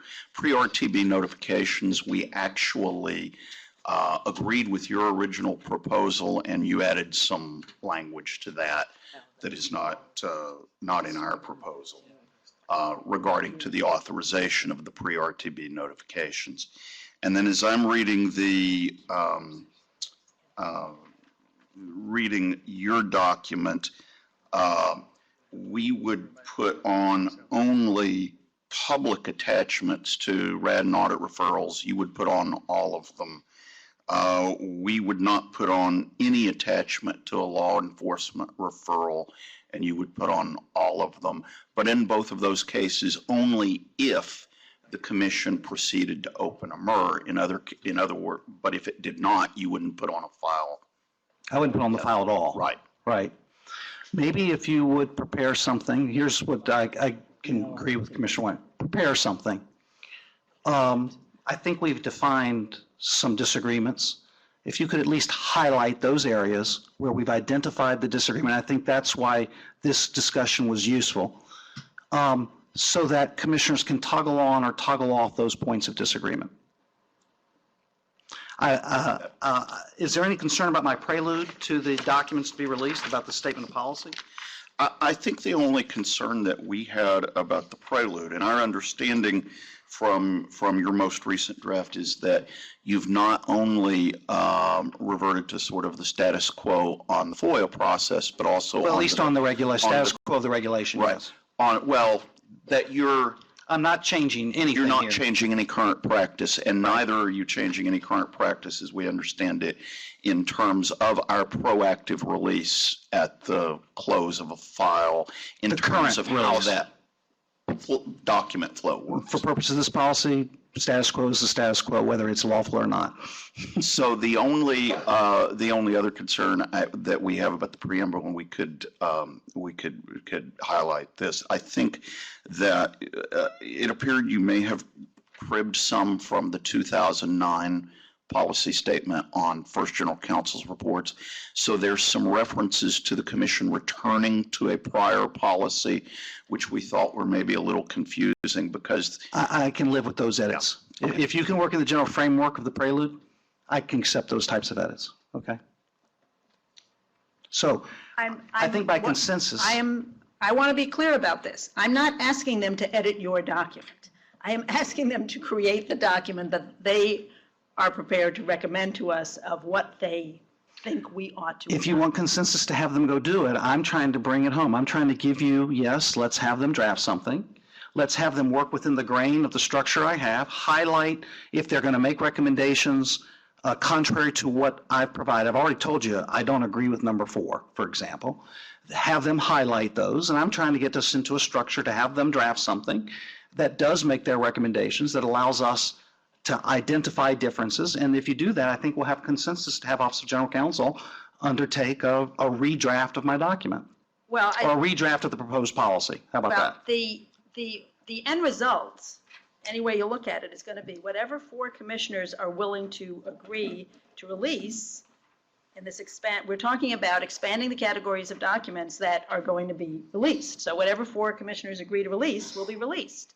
And, you know, you can't, you know, you may not agree with some of the limitations that we may want to put on some of these documents, but, you know, that's fine. That the default is not that you get to release them on 3 votes instead of 4. All right. I'm not proposing that we change 3 versus 4 votes here today. Is that clear? Yeah? Okay. Why don't we do as planned and see what General Counsel can come up with that will hopefully bring us closer together and have you, if we can, and then we'll bring it back at the next meeting. Does Larry and Dan, do you have a good understanding of the will of the commission here, which is to work within the grain of what's extant and what's and merge your recommendations so that Commissioner Weintraub can see your recommendations in a policy format and allow us to then toggle on and off? What I would propose, whether this is comfortable for the 6 of you, is that we create a document that identifies the differences. A separate document, standalone, identifies where we see there's a difference. And we just point that out so everybody knows what they are in writing. And then furthermore, we could offer an edit of your proposal, Commissioner Goodman, that we think would bring your proposal in conforming with where we stand on those differences, but I don't think that's going to satisfy you ultimately. And the alternative would be to draft one that we think would satisfy you, but I don't know that's going to satisfy all of your colleagues. So we could also do sort of a third document, which lays out OGC's proposal, and then the commission can deliberate how to get where it wants to go. I'm a little confused, frankly, how to. If I were undertaking this, I would take my memorandum, make the edits that Commissioner Calvert has recommended, and thank you. I think. and provide the doc. By the way, you don't have to do it in bullet form. You can do it in another form. Sure. And then highlight those that where we've identified the differences. And then we can edit at the table and see where 4 votes will congeal. I don't mind having you take it and put it in your format, but I don't want to lose my substance. By the way, if you lose my substance, then we'll be back and you'll be in a 3-3 split basically with edits to this document. So I'm trying to get us to a common document too. Is that I think good? so, yes. Is that good? All right. Thank you. So this item will, Yeah, Madam Chair, I'd be happy to come back tomorrow and continue working on this. If you'd like to continue the public session until tomorrow. I think that council, it will take some time for them to prepare the document. And so we're going to continue the matter until the next meeting. Thank you. So there's one further item, and that is Ms. Orick. Where did it go?